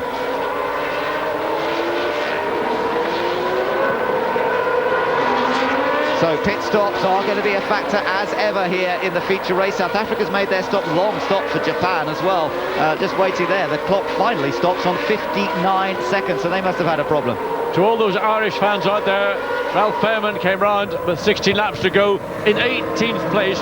Remember, before that pit stop, he was running in 4th place and challenging possibly for 3rd. Yeah, that's right, and more importantly perhaps, he's behind the Netherlands, who had that stall at the start of this race. He's behind Germany, Canada, and that bunch of cars. There's Malaysia running in an excellent 4th place, but here comes the stop. Right, now what a crucial stop this is for the home fans as Alex Young heads into pit lane.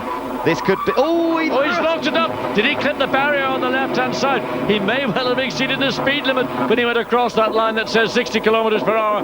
It is intense. He lost the engine as well, I think there, John, briefly. He seemed to lose the engine as well. Now we've got the camera on the mechanic's helmet here. One mechanic per wheel. He has to pull one wheel off, get the other one on, into position, hope that the wheel nuts engages cleanly. That looks good from our man. How's everyone else done? Looks good? No, not so good. The right rear. It's the right rear that, finally they get going.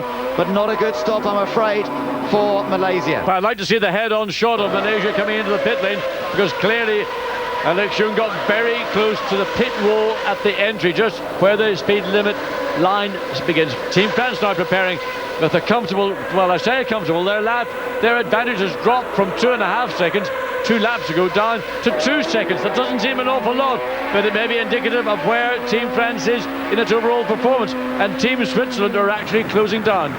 Yep, Switzerland are still a threat here. They might have lost the first race. They're not giving up on the feature race. Malaysia lost around 6 seconds on their pit stop with that problem.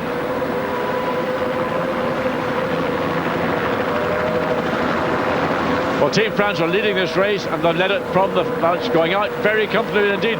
But the fastest lap of the race is, not ironically, but rather strangely, from the Czech Republic, a 1:56.869. Thomas Enger, I suspect, on his new set of tyres, doing a very good job. Yeah, going very quickly indeed. Here comes the race leader into the pits. This is the test for Team France. Can they get the car of Alexander Prematt turned around quickly? It means that Switzerland takes the lead here, with Great Britain moving up into second position, and it's France now who will have to try and get their man out as quickly as possible. They've been excellent in the pits so far in the series, and they're going, remember, for win number 8. And lots of lockups coming into turn 1. First we saw Team Switzerland leading this race, now from Team GBR in second place, locking up as well. Again, going back to the problems that GBR had with that long brake pedal. I wonder, is that something that everybody's having as an effect of, some cases more than others? Let's watch the stop here. It's looking good so far.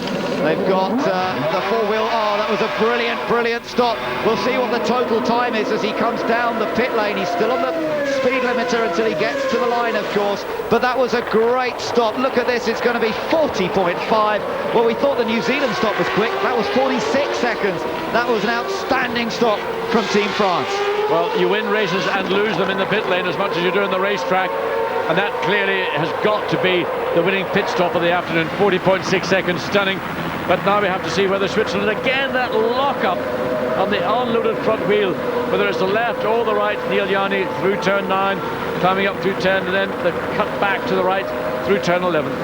Yeah, the race leader continuing on his way. They're not ready for a pit stop yet, so they're going to wait a little longer, but it does look like... Team GBR is. Yeah, Great Britain are heading into the pits in a moment. I hope they're ready for it. They've got a tough task to beat the time set by Team France there. That was very impressive, but we'll wait to see exactly what they do. Now, with people not having stopped, it means that Austria have come up to 5th, Brazil are up to 6th, but remember, they've still got their stops to go. Italy's looking in pretty good shape. They made their stop early on. They're running 7th ahead of the Czech Republic in 8th. Canada ahead of New Zealand after the pit stop, so New Zealand's stop wasn't quite as good as we thought it might have been. They've lost out a few places as a result, and particularly the Czech Republic have gained considerably. What Team Switzerland have got to do is measure it, and GBR comes in and locks it up. Did he get down to 60 kilometers per hour before he went across the line? The radar gun will tell us that if he didn't.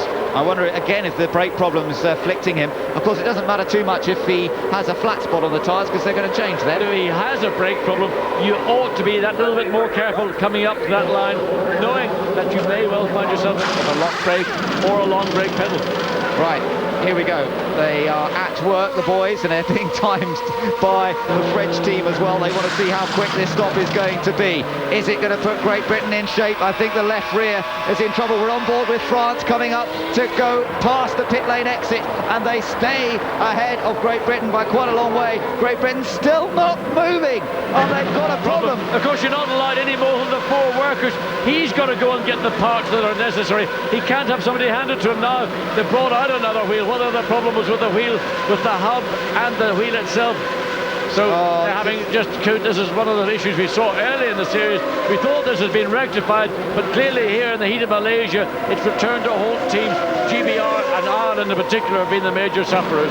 They've been usually the best, one of the best teams as well, Team GBR, and yet this time it's all gone disastrously wrong, and with only one guy allowed to work on it. When there is a problem, it's up to him. He's got to sort it out. No one else can do it. Austria's off. Austria's gone off. Yeah, so I don't know whether that's the result of a spin or whether that's just simply a mechanical issue. It's at a part of a racetrack where it doesn't look like there was any reason to go off. So simply maybe Matthias Lauda and Team Austria have had to pull out, and there's been a traumatic weekend for Austria. They had difficulties on Saturday morning. They didn't get as much running as... He's done it. Yes, they got it done now. But that's, I mean, you're talking about minutes here, not seconds. Look at that. What a total disaster that was. And Robbie Kerr has to go... We're over a minute and a half. Yeah, he has to go back out into the fray. Now into the pits comes Switzerland. So this is the real crucial one. Has he done enough, and can Switzerland get him back out ahead of Team France? I don't think it was so much the pit stop itself. When they were running, as we saw Switzerland doing, staying out after France, he was running at about 158, 159. With a new set of tyres on, you can run at 156. If you're really on it, maybe a 155. So it's the time that you're losing by staying out unnecessarily long against, say, France, who are now back in the lead, and they've just put a lap on, or just in effect ahead of Brazil. But Brazil is running in overall position 4th. But they've got a problem here as well, I think, maybe on that right rear. Switzerland still trying to get it done. It's not too big a problem yet, but France retain the lead. They come back into turn 1 way ahead of Switzerland, who finally get going. But Brazil and that shot, in fact, while they're running on the road in 3rd place, have yet to make their tyre stop. 50, what's it going to be? 53.1. That's a full 13 seconds, or just under 13 seconds slower than France's pit stop. It's all looking very good for Team France, whether it's on circuit or in the pit lane. The French crew got this thing sorted. But I tell you, 2nd place and onwards is open to anybody. I mean, it could be, look at Ireland. Ireland currently running down to 14th. Who's not to say they couldn't be 2nd as we go back on board with Team France. Alexander Prix through turn 6, dives down into this double right-hander, down a gear. First part of it, just let the car run out, then pick up your apex to exit cleanly, and then the run down into that very tight 2nd gear, start turn 9.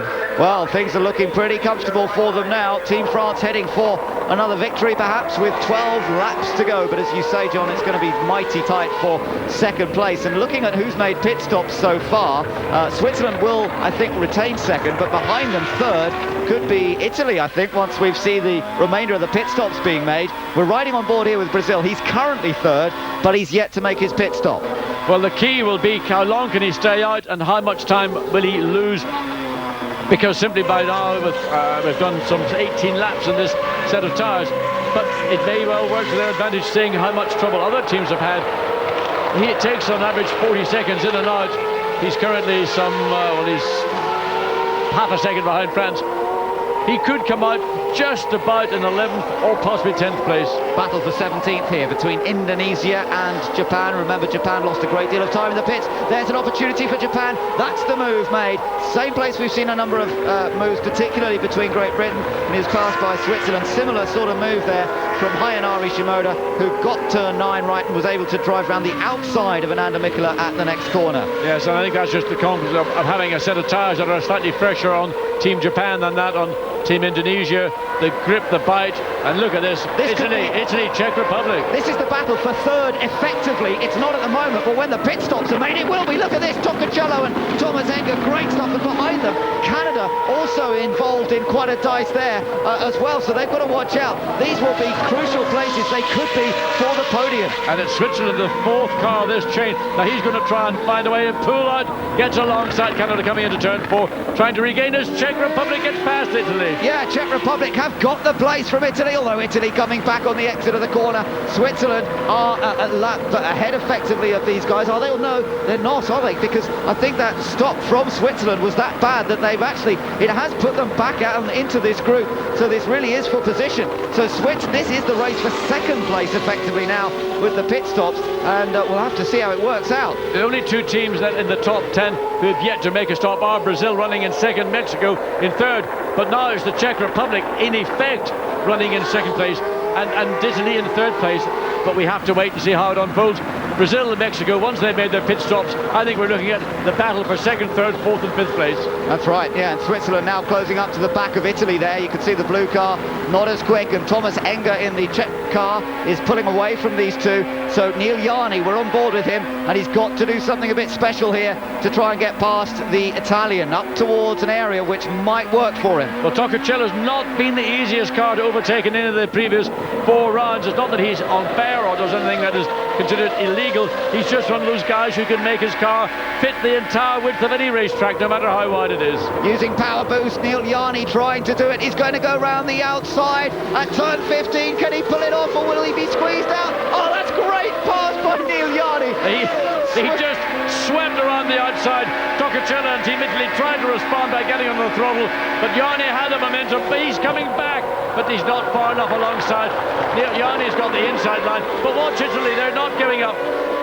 Switzerland. Neil Yarni moves up one place. He knows how to drive that first corner too now. He knows how to fend them off. He's had a few runs up there. Brazil into the pits. That was a good stop, I think, for Brazil at last. They've usually had problems in the pit lane, but that looked much sweeter, and hopefully Piquet's got the chance to move up the order a little bit here. But this is the race for second, and Mexico's still in second place at the moment. We're still waiting for Mexico to make their pit stop. So Team Italy now getting the heat from Team Canada. Sean McIntosh, who was really disadvantaged in the sprint race, has made position for the feature race, now trying to find an opportunity to put himself in 6th place. GBR. Great Britain going very slowly. He's down in 19th after that slow pit stop earlier, but he's touring. Well, that looks all over, sadly, for Team GBR. Whether that's related to that very difficult pit stop when the engineer could not get the nut to reattach to the hub. But look at this battle, locking up from Italy. Runs, well, he didn't run wide, but he certainly goes as close to running wide. That also caused momentum. And this is a battle also, Ireland and the Netherlands. This is for 12th place. Two of the older drivers, and contact between Ireland and the Netherlands in turn 1. Contact made, and they were still side by side, and they turned into the left-hander that way as well. Verstappen tried to cut back. As you say, two of the older, more experienced drivers getting into a wheel-banging match up at the first couple of corners. Now then, Switzerland is getting closer to the back of the Czech Republic car here. Look, this is going to be, it's the race for 4th, but it will be the race for 2nd. Here comes Switzerland down the inside. Thomas Enger doesn't even battle it. And behind them, look, Canada trying to get past Italy as well. He's trying to copy what Neil Yarni did on the last lap, but he doesn't quite get it done. He just does not have the experience yet of Toccacello. Toccacello knows how to make his car wide. Nose cone, contact to the back of Italy. Sean and McIntosh has run into the back of Italy. He literally caught the nose on the rear wheel, and now he's got a puncture. He's going to lock the car up. You see, right front has been punctured. That was his own nose that did that damage. It was just as a consequence of the contact, and he came out trying to swim out from behind Team Italy, and now will make his way back to the pits. And again, a disappointment for Canada after such a great showing in the feature race. What a pity for Sean McIntosh. He'd fought his way up from the back of the grid into a great point scoring position. It's all over. And it's all over for Team Great Britain, as well as Robbie Kerr clambers out of his car. And for the two sister teams, if you like, Great Britain and Canada, who operate together in certain ways, they are both out at the same time. Now just watch what happened. He was just too close to the rear wheel, the left rear wheel of Italy. Now that part of the racetrack, just on the edge of the turn 15, there's carbon fibre shards all over the place.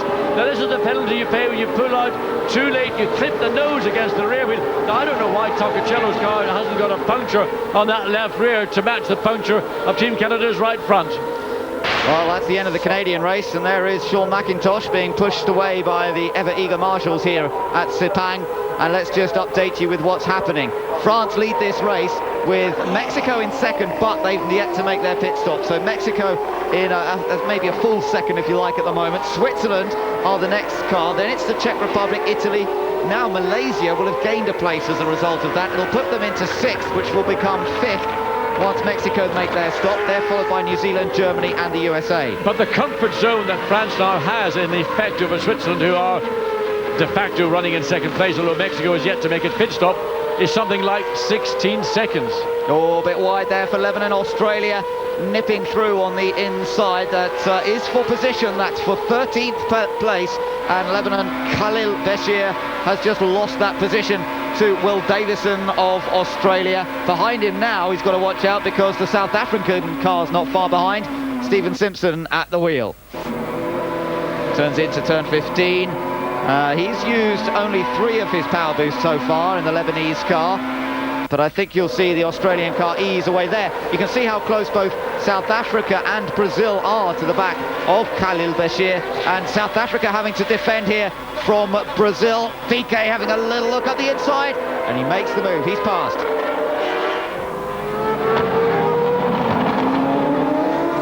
Well, that was almost a telegraph to say that Nelson Piquet and Team Brazil were going to sweep by South Africa, because he had more pace off turn 15.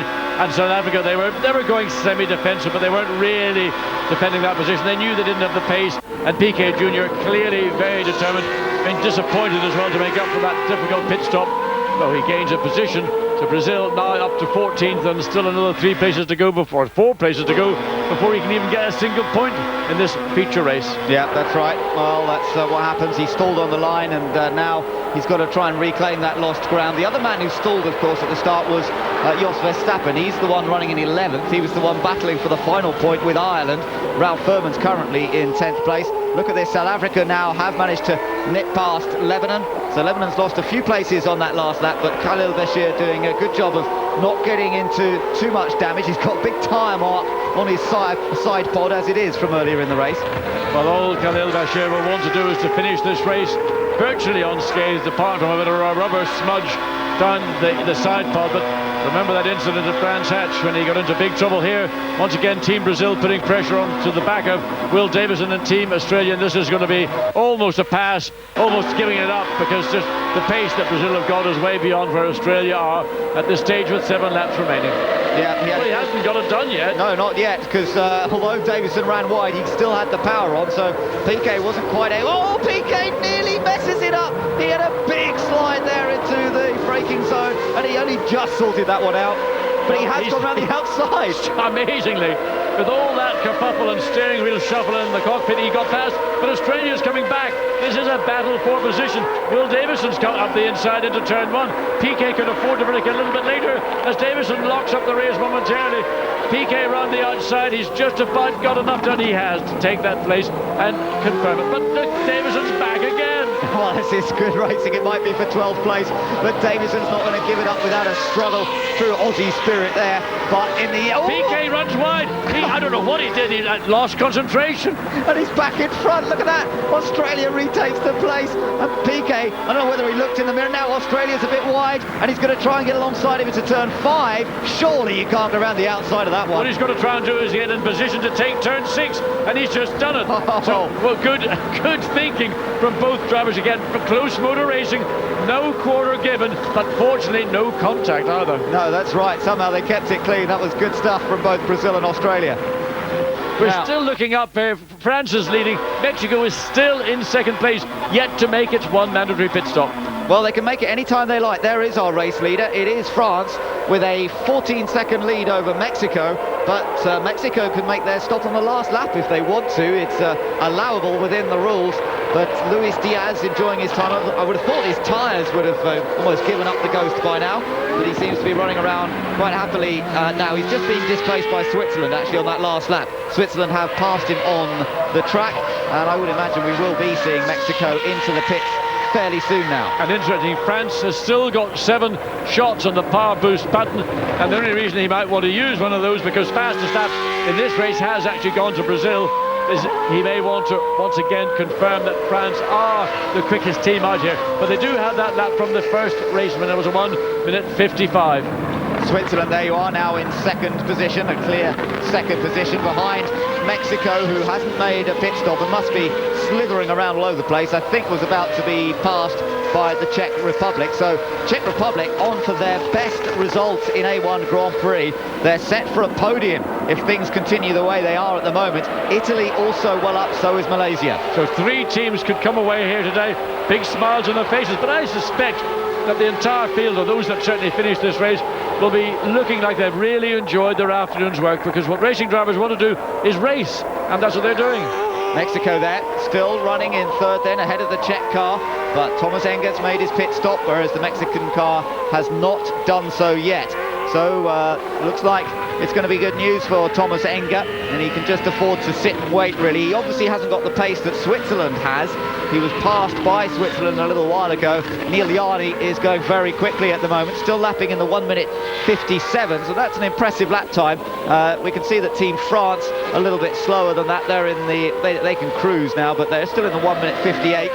So Yardi the fastest man on track at the moment, although Brazil actually have the fastest lap in the race. Interestingly, also, Netherlands have yet to make their pit stop for tyres. They had a problem at the start and the car stalled, so they've been in the pit, but they've not made a pit stop to change those tyres, unless they did something which we did not see, but I can have to say seems unlikely. Yeah, that's right. That's an interesting one, though. New Zealand there in the black car running 7th. Behind them, Germany in 8th, USA 9th. So those 3 all racing for position. Germany with 1 power boost available. USA also with 1 power boost available. Ahead of them, New Zealand still got 5. So New Zealand is best placed and can defend from these guys behind as Herta tries to close on Germany just ahead into turn 1 here. And of course, New Zealand just ahead, so this is the battle that we're currently focusing on. New Zealand, Germany, and the USA. Brian Herta tucked in behind Timo Scheider there as they exit that first sequence and flat out here through turn 3. Strange as where PK ran off the track. What was he doing? Was he looking in his mirrors, or was he looking down somewhere else? He certainly wasn't looking at the racetrack. No, it's a flat-out corner, that kink. It's not even they don't even have to think about it. It's full throttle. It doesn't register. It's just a curve. You go through it, and you just allow the car to free up. And but he let it free up too much and got on the dirt on the outside. So here we are riding on board with Brian Herta once again as he keeps the pressure on Germany. Only 5 laps remain in this 30-lap feature race. It seems to have flown by with all the incidents and drama that we've been watching. And for Team France, they are heading for yet another win. Their confirmation, New Zealand still have 5 power boosts available to them, whereas Germany and the USA only 1 apiece. Well, a lock up from Germany into turn 9. The benefit that New Zealand have got is they've got this nice little comfort zone. They can use their power boost button, both as an attack mechanism, but principally here they'll be using it as a defense mechanism. So should Germany or USA get within overtaking distance, a little push on the button, hold it on the throttle flat out. It's only when you lift off the throttle that the system will disengage. Yeah, up towards turn 14. This is an opportunity to use it perhaps. Are they going to go for it on this lap? Herta looking in the mirrors is Scheider into the German car, and a good old look at the mirrors. Where's that American car? Is he going to use his power boost? No, he's not, is the answer. They both reserve their power boost for another lap. And off. Malaysia's had an off. Oh no, they were in 6th place. They're now in the middle of this battle with Italy, New Zealand. New Zealand's benefited. It's Germany and USA have yet to benefit. Oh, Malaysia throwing away possible good points, but he's rejoined behind New Zealand. Germany getting into a bit of a slide there, Timo Scheider, and look at they can't believe it in the grandstand. They're already leaving. I don't believe it. I think they're just going for an ice cream or something. Well, yeah, he hasn't gone off, at least. He's still in the hunt, but he's lost a place as a result of a mistake, but presumably a mistake. We didn't see what happened. We'll hopefully see if we get another chance. And now weaving. Keep an eye on all this. This is not what is permitted. Challenge from Brian Herta, Team USA, on Timo Scheider, Team Germany. This battle is going to get more intense with 4 laps to go. Can he move down the inside? It's a risky move. Scheider gives him room, but there isn't the space or the speed that Herta needs to slip alongside there. But the pace looks to me to be with Team USA, but the defensive driving of Team Germany is preventing him. In the meantime, Ireland behind the USA is closing up the gap, currently 3.8 seconds. A mistake there from Germany, John, a mistake from Germany. And he's through, yeah, he went very well. And also Ireland's about to come through, I would suggest as well, unless that problem has rectified itself. It may have been simply a driving error or maybe another long break. But rain, that's what the problem is. It's raining out on the back of the racetrack. Well, that's why it's all getting a bit dangerous down there, a bit difficult for Timo Scheider to keep control. And now Ralph Furman's got a chance to close up. Now, that rain is falling around turns 8, 9 and 10. And that's what caught out Timo Scheider. He was probably the first driver to seriously affected by it. Now that the drivers are alerted, they know what to expect. So Alexander Pramac will be under strict instructions to take it easy and look after this 12-second lead that he has over Switzerland. Mexico still to make their pit stop. Well, I wonder if they can come in and change onto wets. That might help them. Well, that would not be an hour. It's not going to help them overall. Nonetheless, we've never really seen a team in the series so far go so deep in the feature race before they make that mandatory pit stop.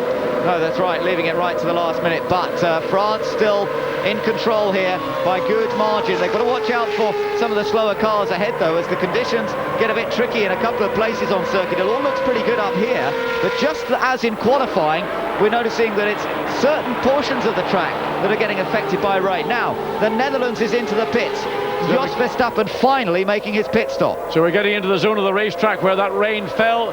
That was 1 lap ago. It doesn't appear to have been a particularly long shower. Nevertheless, it fell and caught out Team Germany, and to the benefit of Team USA. Yeah, USA up to 8th place now. Germany 9th. That's where it's real. Oh, look, Lebanon's lost it. Lebanon's lost it on the rain, and he's off on the curve. Has he kept the engine running or not? Well, hopefully that car has got a running engine as we now go back into the pit lane and see Netherlands do their work. They've got wet on the back, and he's putting a slick on the front. What's going on? Wet on the back as they put the Mexican pit stop This looks like Fred Carney's flying circus here, because it is still a dry tyre circuit. There's no need to put with such confusion.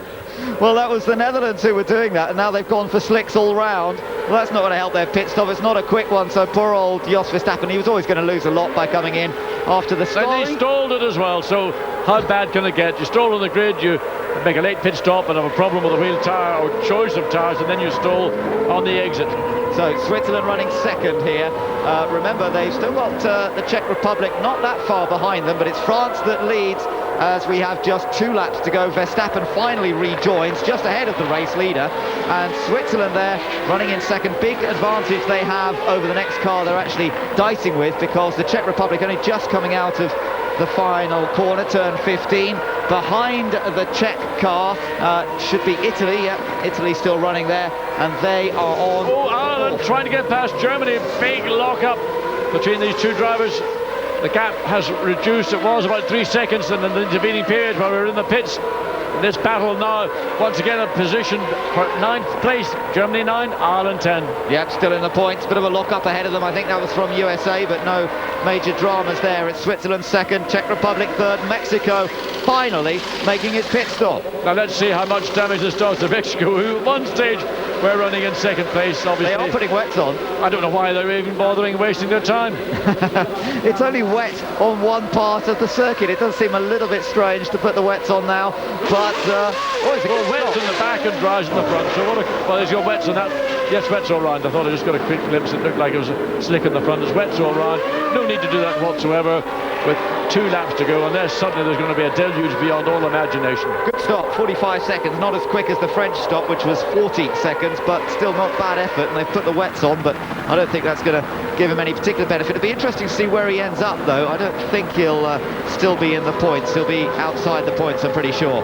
Now, France have this race pretty much to themselves now. They've only got 1 corner and 1 lap to go. He'll come out this time of turn number 15 and go on to his final lap, and he has a huge advantage over Switzerland. Yes, there is Neil Yarnier, Team Switzerland, coming down that long back straight, and I think the gap on the last occasion was 10.3 seconds. I suspect it's probably down less than the 10 seconds. If we look at Czech Republic, as it comes down into turn 15 as well. Little bits of rubber coming off the tyres in these latter stages of the race, bouncing around into the final corner. Going on to his last lap is Thomas Enger, but the race leader already heading around this 3.4 mile track for the final time, and Alexander Preymat is going to keep the record alive. You win the sprint race, you come back out and you win the feature as well. Indeed, but this has been a much more competitive battle all the way through. Really, it was the superb teamwork in the pits on that wheel change that sealed the victory here for France. They got in and out seamlessly. Switzerland had more problems, but nonetheless a great. But here's another battle. Yeah, the position. Malaysia trying to take 5th from New Zealand. He's done it. He squeezed past through turn number 2. Look at the fans. They love it. Malaysia's reclaimed the spot that they lost with a mistake at turn 15. Alex Young has dug deep and he's found a way past the Black Beauty, the New Zealand car. He's up into 5th. And that was a good pass, an aggressive racing manoeuvre, and something that has made the entire fan base, the Malaysia fan base, certainly here this weekend, they're delighted. They will match their best result. He's had a couple of 5th places already this year, has Alex, and he's on for another one, and they'll be pleased with that. A top 5 finish will be a real achievement for Malaysia on home turf, but nobody could match this car once again. It's the French team that has come to a round of A1 Grand Prix and dominated both races. Not dominated in quite the same style. They really had to fight for it, particularly in the sprint race. In the feature race, it's been a little bit more straightforward. And here comes Alexander Preymat now into the final turn. He's had to deal with rain on parts of the circuit. He had an absolutely brilliant pit stop given to him by his team, and it's France that comes through to take their 8th victory of the A1 Grand Prix season. A dominant win in the feature race by a large margin over Switzerland, who finished, well, in the end he backed off, so 4.5 seconds behind. 3rd place and the first podium finish in A1 Grand Prix for the Czech Republic. And I think that's a great result for Czech Republic, but at the early stage of this race weren't even in the top 10. Thomas Enger, experienced, fast, has done a brilliant job here this afternoon. Italy coming home in 4th. New Zealand beaten on that last lap by Malaysia. Malaysia coming across the line now. There's a big cheer as he gets it. He takes that 5th place. New Zealand 6th, United States 7th, Germany 8th, and the points finishes completed by Ireland and Brazil. The car that stalled at the start, Piquet Jr. got back to 10th.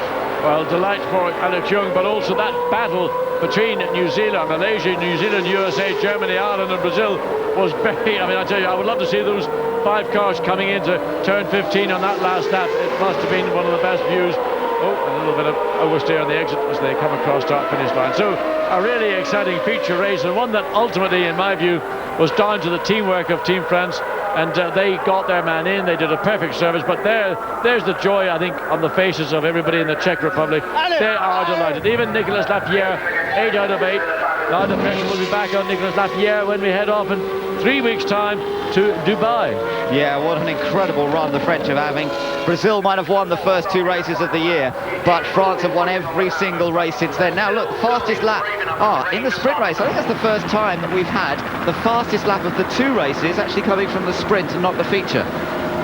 So that's an interesting one. France are ending up with the fastest lap of the weekend, so they gain that extra point. So once again, it's a dominant weekend, and Alexander Preymat can truly relax. So he did a very good job. He drove, let's say, with a different style. There was a lot more head in that drive. He didn't try and run away and hide. He maybe wasn't able to, but he drove intelligently because there was always pressure. And second place, that was on Team GBR coming from Team Switzerland. So he had that little buffer.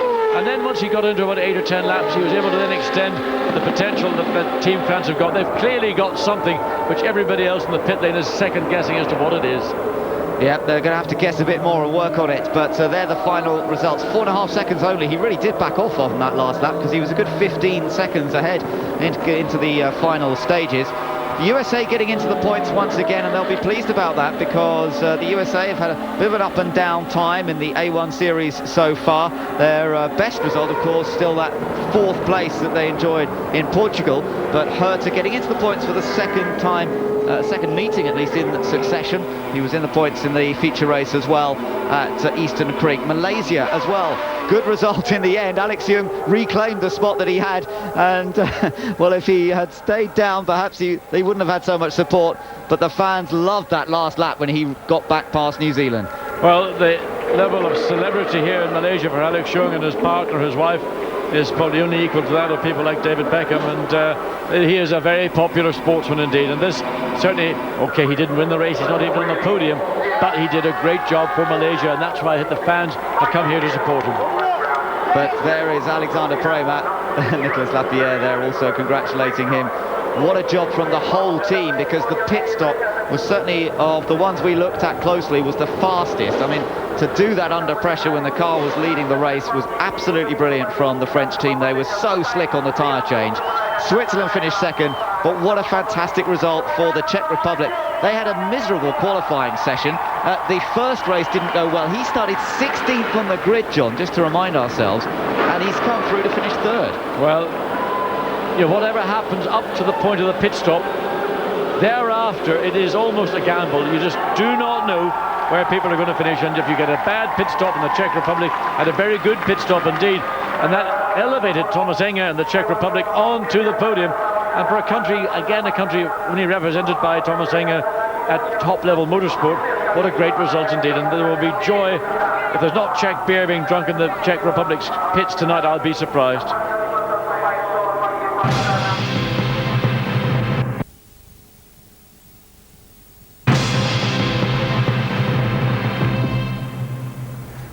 Team France impressing once again in Sepang, Malaysia for the A1 Grand Prix. They're now twice as rich as any other nation in the series. We'll talk about them and their success in just a moment, but first of all analyse the situation that happened to Robbie Kerr in that feature race. And Keith, disappointment for him that he couldn't stave off the Swiss. It all went wrong for him after that, but there was quite a battle between those two, wasn't there?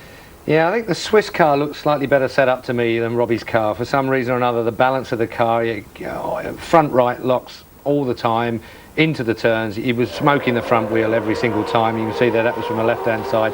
Neil Yarni just biding his time until he could make his way past. But of course the French had cleared off. Alexander Preymat had already cleared off. But you have to say, Robbie Kerr, he did not give it away. He absolutely fought tooth and nail with the Swiss driver. I mean, Neil Yarni really, well, it wasn't given to him, that position, I have to say. And then, how sorry do you feel for Robbie Kerr, having done all that work out on the track, absolutely to his best ability, comes in the pit lane, and the poor guy on the rear left tyre. I mean, So what happened here? What exactly went wrong for them? I think, I mean, and I'm going to stick my neck out here because it's happened far too often now. I mean, I'm going to stick my neck out because I know it won't be popular with Lola particularly, but there is a problem with these wheel nuts. In haste, bearing in mind the guys have got their gloves on, they've got to feel. Now watch him now, he brings his left hand into play and he turns the wheel nut on the first couple of threads and then uses the mechanical gun. The reason we have the problem on the rear end is because the wheel is that much deeper.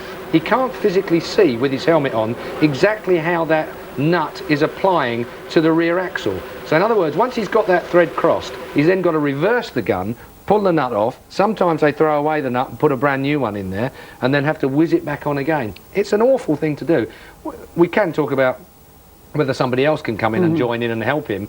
There's no point because basically he's covering the wheel. There's no one else can get in to do it. He's got to manage it himself. But can you imagine the feeling of that man? His driver is doing his best and that guy on the back left, he's probably hanging under a rafter right now. A huge disappointment for Robbie Kerr, as we mentioned. Huge disappointment for Ralph Furman because his chances of a good result went down the same path, didn't they?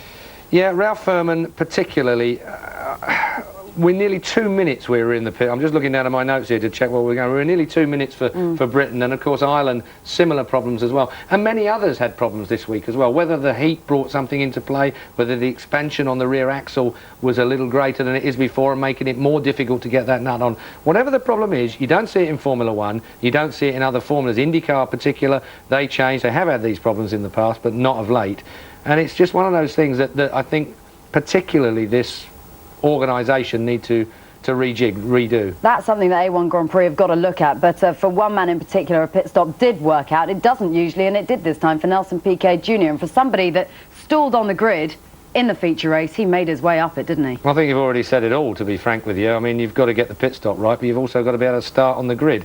When he gets the two of them sorted out, he's going to be a very, very fast man indeed, as we've seen. OK, we're going to take a short break for the moment. When we come back, more reaction to the feature race and reaction from 1, 2 and 3 who finished it.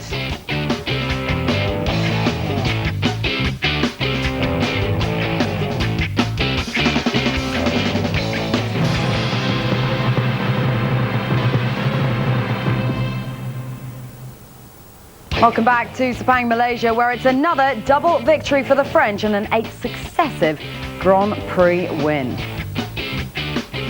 OK, let's bring you right up to date with who finished where in the feature race that we've just seen. Impressive from France and impressive indeed from Alexander Prema, the second of their drivers. He ended up in first spot, Neil Yarni in second. Thomas Enger of the Czech Republic, impressive from him, made his way up the grid from 16th to 3rd. Enrico Toccacelli of Italy in 4th. Alex Young of Malaysia impressing as well in 5th, with a host of others there amongst the chasing pack. This then is how all of that affects the championship standings. France way out there, 92 points now they lead from Switzerland with 63 points. Brazil still in amongst it, 57 points. New Zealand way off the pace though with 38. Britain just 2 points off New Zealand and the Netherlands further back. And the rest there, Malaysia, Portugal, Australia and Ireland still in contention. OK, Keith, let's get your thoughts on the Czech Republic's efforts there, because they finished in 3rd. Impressive from Thomas Enger, wouldn't you say? Thomas Enger, man of the match as far as I'm concerned. I mean, if we discount the French, and of course being British I'm going to on this particular occasion, I'm sure you're fed up with saying they've got another double. Great drive from Thomas Enger, good pedigree before he went into IndyCars. We've obviously seen a lot of him on Sky Sports in the IndyCar series this year, but I think he's now onto the kind of form. For me, the disaster of the weekend, we haven't spoken about him hardly at all. Álvaro Parente, of course, from Portugal, the Portuguese driver. Don't know what it was all about this weekend, just couldn't stick the car to the track, and that big crunch he had with the Chinese driver Tenki Zhang, who blamed Parente, was pointing the finger at him for that particular accident as well. So a disaster from him, but man of the match, Thomas Enger. How do you assess Malaysia's performance, in particular Alex Young's in that feature race? I think they keep tripping themselves up with Alex Young. When I spoke to him at Brands Hatch at the very first round, he said that he found it difficult. He was a competitive driver, wanted to drive the car, but felt that as a Malaysian he should be bringing through young Malaysian talent into the A1GP car. It's his team. So at the end of the day, he finds himself wearing two hats. So Vilas Fauzi goes out into the first sprint race. I think that Myers Alex Young, he goes out into the feature race, the big long race, without much track time. He's having to split the practicing up and the qualifying up as well between he and another driver, and I think that's costing him a little bit. I think if Alex Young drove his own car, we'd probably see a bigger result from him. Fifth place for the Malaysians, they were all happy at trackside, I suppose, but maybe he wasn't. If we look a little bit further down those finishing positions, Jos Verstappen in the Netherlands finishing 16th. That's been a disappointing weekend, hasn't it? I mean, not only did he stall on the start, he stalled in the pits as well. So Jos Verstappen, obviously clutch control. I mean, it's one of them things where Andy Prio and our world touring car champion, I should announce him again here, he said here that he feels that Jos is missing the driver aids that you get in Formula 1 or have had in Formula 1 recently, and these cars are a lot more basic, a lot more raw, and maybe Jos just finds himself, you know, the vagary of an A1 GP car is just causing him a little bit of trouble at times when he could really do without it. Let's also talk about Sean McIntosh in the Canada car as well, because he started in 15th and then fell to 19th, but he did look like he was going to make a play for something at a moment in time, didn't he? Yeah, that Team Canada run by my good friend John Village, and I like Sean. I've got a lot of time for Sean. I think he's a good little driver. He had a disaster through practice, had to run an engine in at one time. Nelson Piquet hit him from behind when Sean was on a slowing down lap and caused them all sorts of problems as well. So he's really had a difficult weekend so far, and then just when he was getting on the pace of things, more problems. And final thoughts, Team France taking it once more, what they got that everyone's after and everyone wants. They got a great team, two great drivers, consistency, and they seem to be able to get their nuts back on the wheels very quickly and without any difficulty. Just 40 odd seconds to do that. I mean, motorsport is all about motorcycle, motorsport, whatever way you go, anything with an engine in it, it's about the package. It's about the round surround sound of everything working perfectly, and in Team France in A1 GP it is. Can't disagree, that's exactly what they have. Keith, thanks very much for joining us in the absence of Andy Prio as well. Congratulations to him on becoming the World Touring Car Champion earlier on today. Okay, another chance to see race action from A1 Malaysia. That's from noon, Sky Sports Extra, again from 7 on Sky Sports 2. A1 Grand Prix next stop, incidentally, is Dubai. You can catch qualifying on Saturday, December the 10th at 10 a.m. on Sky Sports 3. Then you can see uninterrupted live race coverage on Sunday at 9, Sky Sports 2. Coming up today, cricket. First day's playing the second test, Pakistan, England, Sky Sports 2 right now. And a double header of live football from the Championship. Brighton host Crystal Palace, followed by Premiership action as Middlesbrough take on Fulham. OK, well, France have had to work for it today, but they've claimed their 8th successive A1 win, and by doing so, have made themselves a whole lot richer.